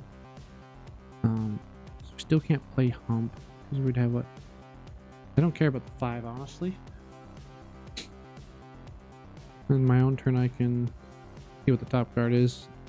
Can't swap it out for anything. But if it's another ally, I'll break it from the top, and then I can play something else.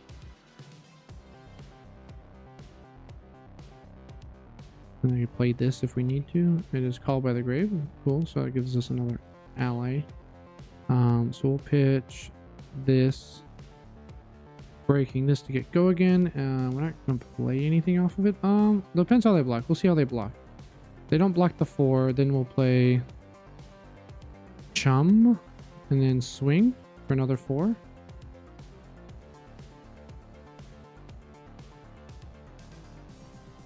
Break the chain. Play Chum and swing for 4.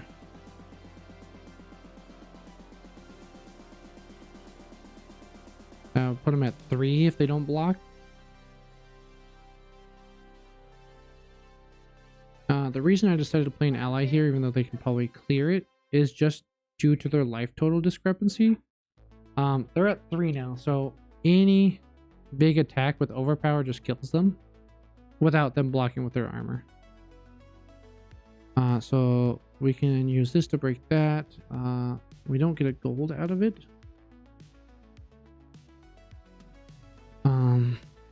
Sea legs, so that gets go again. We will activate Chum here to save us some life, discarding our watery grave card. Because now they decide they have to send 2 attacks here, or they have to hammerhead their blue. Okay, they still can't load, so they are now all in on sending this buffed crab at Chum, because the on hit is only relevant for the hitting a hero. They discarded that. Interesting. They could have blocked Chum with that and sent Humperdinck upside down, and they would have got another gold. Unless I don't see why they didn't do that. Interesting option. Or even on our initial attack, got rid of Chum, because that's a pretty big deal for them, because it saved me 8 life.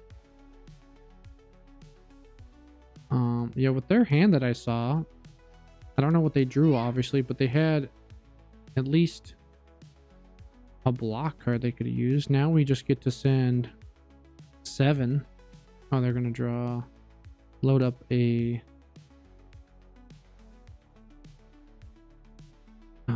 no, they don't get a load because they didn't draw. They activated Marlin's ability, making a harpoon, which I assume was just going to go into the arsenal at the end of turn here. I did it. Oh, you can draw and hope for an arrow. If then you can load it, but you won't be able to send it if it's, yeah. So whatever they have is they prefer that in their arsenal. Okay, yeah, I think I'm just gonna send 6. There's no reason not to. With the hand I have. I could do Call by the Grave, play this. Getting nothing else done versus threatening lethal. Yeah, I'm like, Call by a Grave, get another ally in the grave, and then play Diamond Amulet to have action points later. It's not bad, but they have a 5-card hand at the moment, so I just want to threaten lethal. Okay, that's really good if you didn't load your arsenal, but you didn't know what you're going to be drawing. This is an instant, so they could, in theory... Oh, they don't have New Horizons. Let's see if they had New Horizons, they Sea Lace, so that way the arrows face up on their turn. They just took card out of their hand. They do know they can't go in their arsenal because they'll be at the beginning of their turn.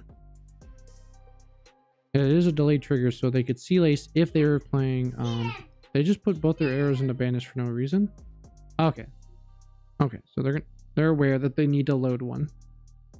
Is one blue? No. They don't have New Horizons. I keep thinking they have New Horizons. So they're only gonna be able to load one. I would load just this swift arrow to hit me for 4. Let's see here. This is 4, so we have 3, 4, 5. We don't have the 4th resource. You'll be able to pummel as well. I sent 7. Oh, because it's, ooh, that's crazy. It'll still block. I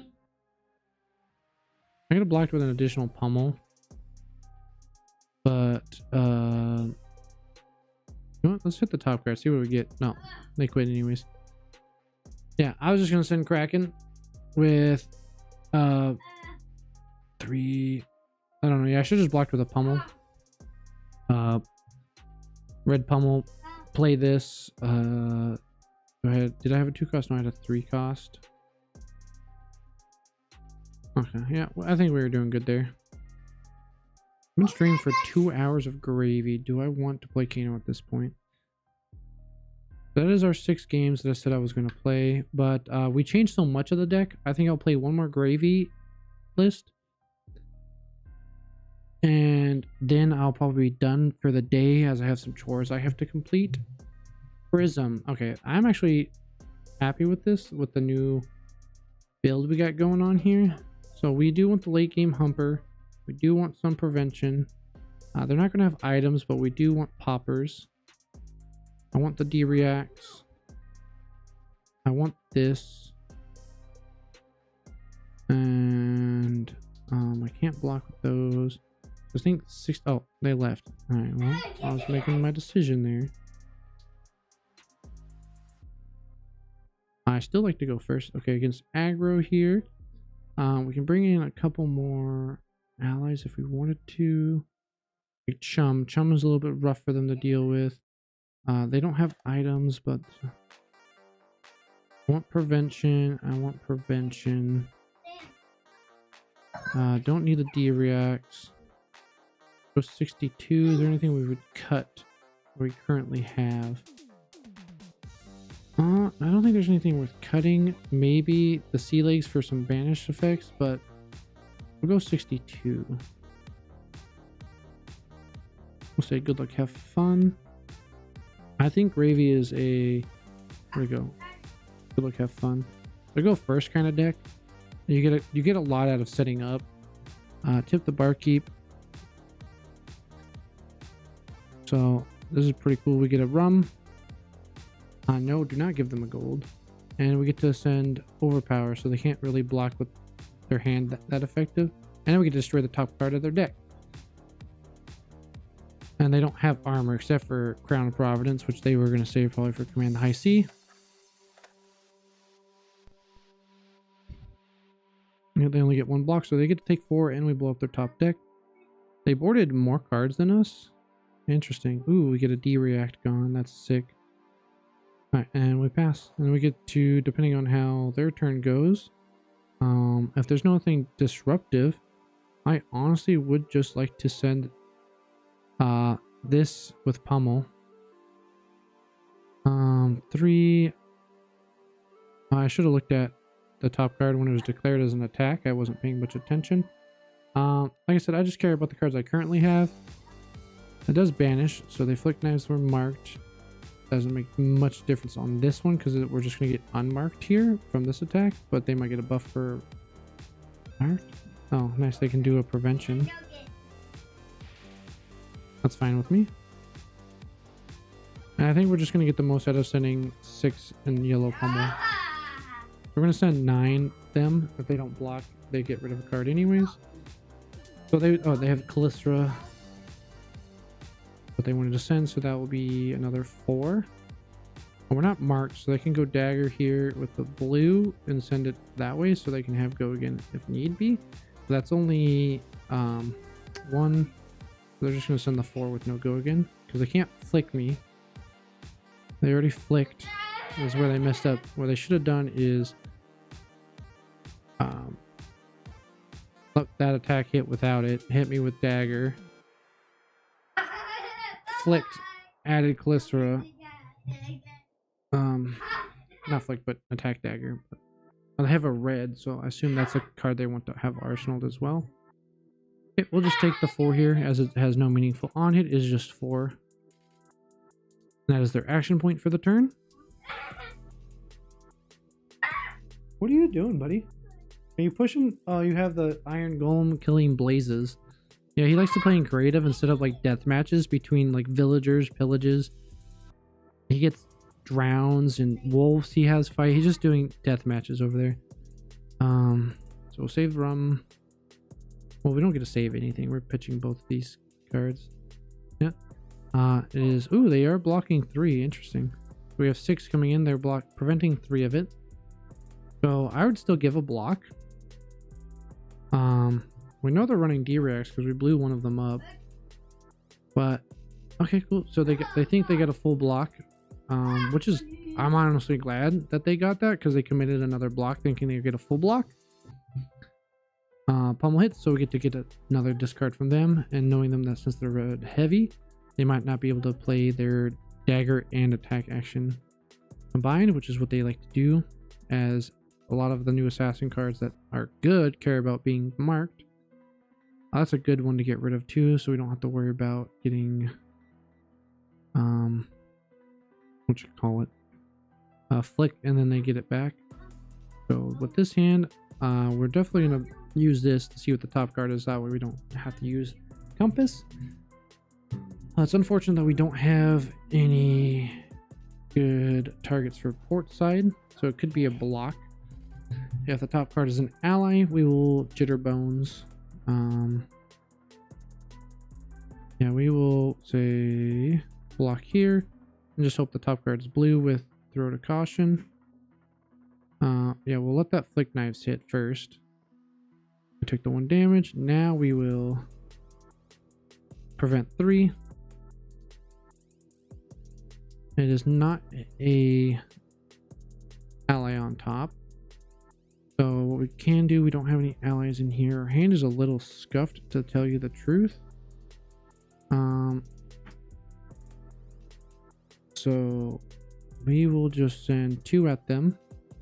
We don't want to blow up the top card because that's one of our good pummel targets. Here I will break the chain. Oh, I don't have Gogan, that's right, lol. So we'll put Flying High in our arsenal to give this Gogan if need be. Let's see what the top card is, if it's worth throwing caution to the wind here on their reactions. Jitterbones, we don't care if that gets taken. If they do a bunch of reactions, we will use the caution to the wind as prevention on some of the damage with just a nick. That is a pretty good one to block 3 of. I was just curious what the top card is because I didn't care if it got banished per se. If I cared about it, then I would block more, which I don't. So they're going to get currently only 1 card until they play a second reaction, which they didn't. Or did they play 2 of these? No, they just played the 1, but they picked both modes. So banish, this shouldn't have an effect because they only played 1. Yeah, good. So we only took 3. Again, we don't have a good target for our port side. That's the downside of running a little less allies, so I don't know if port side is as good.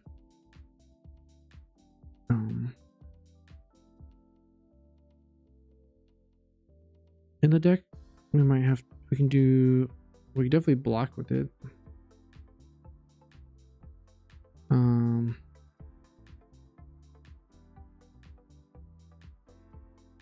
Yeah, and we'll just send 4 their direction. I want to play Flying High, not really. Not knowing what the top card is. Oh, it does get +1 though, so we will do that. And if we're lucky, we get an ally blown up. Currently don't have any in the grave. We will destroy the top card. Ah, we're unlucky, and it would have been a card that got us an ally in grave. With this one, we get another 5 through, so they get an interesting 5-card hand here. We don't know what our top card is. Alright, ooh, so if anything, we're going to block here and send this Kraken. If they don't send anything interesting, like Blood Rot, I could care less about the Blood Rot. I would like to arsenal this. We could even, this one costs 4. But we won't have enough floating. If this was like a 2-cost one, like the Go Again, it would have been fun. But, or do we want, ooh, I kind of want, yeah, we might just hit the top card of their deck, take them out a bit. Hit a marked hero. I'm not marked. So they have to hit me with a dagger. They have to mark me somehow and then hit me with a dagger. But this doesn't get them the draw that they want. I will be taking 5, which is a decent chunk, but we're going to be swinging back 7 overpower. On hit, destroy the top card. So we're taking a little bit of a chunk. We will look at the top card as well, because there's potential that we can send Restless Bones into...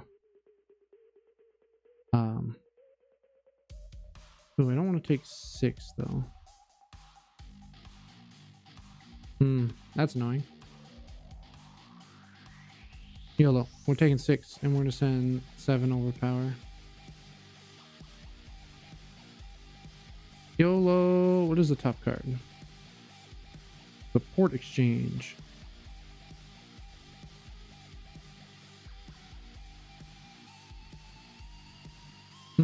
So we can do port, like we can draw Port Exchange, play Port Exchange, discarding this Kraken, drawing another card, getting another gold, and then sending this. Sure. Do that. Draw gold, play Portside Exchange, getting this. We get sea legs. So we get another rum here.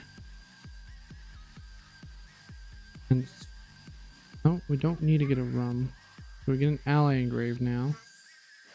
And we send this. 7 overpower. I should have played the ally first and then played this. That is my mistake. Now I'm stuck with the sea legs in my hand. No, because we do get to pay for the blood rot. That's what we're doing. Yes. Alright, so this looks like a blocking hand aside from this. Might have to use our breakaway as well, depending on their actions. I would love to be able to send aboard the ship. We're probably blocking aboard the ship here. And then playing Chum from hand.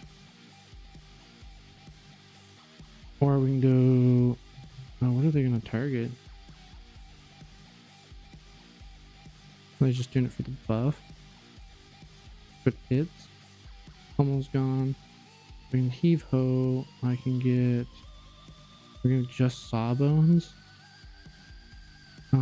Overpower. I can do both of these and hit... Okay, don't have go again. This one destroys Arsenal. This one gives it overpower. So we get an Arsenal and overpower. No, we don't have a way to get this out of pay for the blood rot, which would kill us now. So what we gotta do is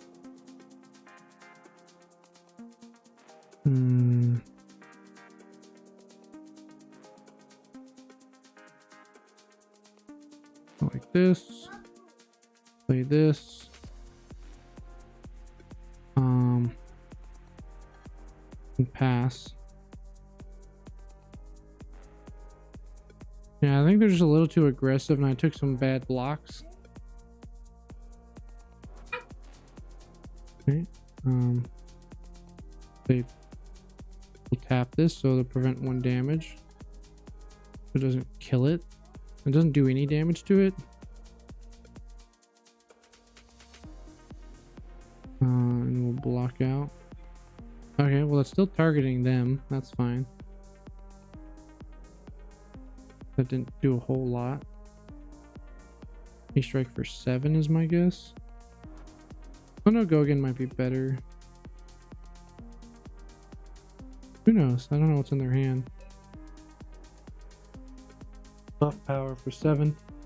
So I will block. What do we have in here? We have nothing at the moment. Okay. So I can block here and block here and block there for 7. And we call by the grave, getting out another Chum. No, we can't play Chum. We can play pay for Sawbones. Where is the other Sawbones? Play here and pay for attack. We get Sawbones. Play Sawbones. And then attack for 6. Yeah, I think I took some bad. I should have blocked more on this turn where they did the CNC, because I took 5, took 6, and took 3, I think it was. So they got a 5 card hand that's just gonna kill us. Okay, unblock. We're gonna non-block each hand, which is insane. Please target this, not me. That'd be great. Yeah, targeting me. Unfortunate. Well, I can do this now. Prevent 1. Undo. We'll just block 3.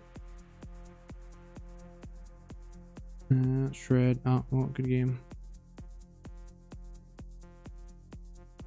But, we're still dead anyways. Concede. Damn, yeah, we just took some shitty blocks. We're now 2 and 5 with gravy. It's not the greatest. I think it's just aggro. And I just drew a bunch of allies, which I don't... We didn't board that many in. We boarded 1, 2, 3, 4.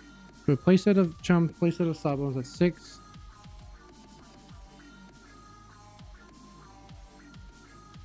Yeah, we only boarded in 6.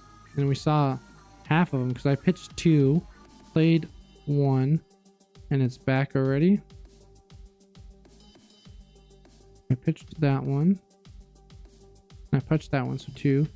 And 3, 4, 5. So we saw 5 of our 6 allies in our hand, making blocks difficult. It's kind of rough. I've been streaming for 2.5 hours. That's crazy. It's already 3 o'clock where I'm at. So I wanted to get some Kano games in on stream. I might just do a later stream tonight for Kano matches because I have some chores to do. So I gotta do those. But everybody that came by, thanks for stopping by. Anybody that subscribed, thank you. I don't have notifications set up, and even the email that says I got a new subscriber takes 40 minutes to hit my email, which is ridiculous. So everybody that came by, awesome, thank you. I am liking the build. There might be some stuff that we are working on for bottom dwellers. Maybe the yellow pummels aren't a necessity. Maybe these krakens here aren't a necessity either. So we'll see what we go with. Maybe if we're running less allies, we might want to bump up to that 3rd call by the grave that I was lenient on. With this build, you probably will. So you probably want to remove this, go call. I have them at least. We go into deck. And swap. I might want to swap these for blue block 3, honestly. Over getting to go again. Necromancer Pirate. Blue.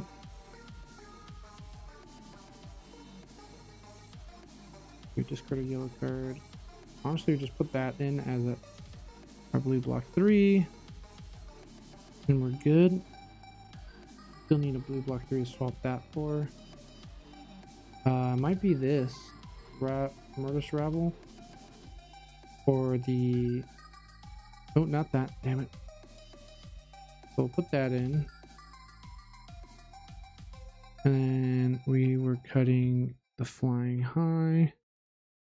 And now I need my 2-cost blue guy back. Easy to find him deck. Something like that. Or we could get Dark Renegade face down, get a gold if we need more gold generation. But I want to lean on having targets for pummel when I have them. This should be Command and Conquer, which we can test out later. But I think now that we have less allies, we need to be able to find them easier. Might need to get some more yellow cards to make chart worth it. We'll see. Might swap something out for like a sift for a opt monocle on. Like if we're having less yellows, we could also swap out port side exchange, since we're not running as many yellows, for some sort of sifting ability. So like if we look at sift real quick, I know I just said buy, but I want to do this. I put swift instead of sift, where you put 2 cards from your hand at the bottom and draw that mini. We don't need to draw, so more like Oracle. Whisper. My keyboard is too sensitive. Whisper the Oracle, where we get to opt more. We can move some stuff around and still a blue block 3.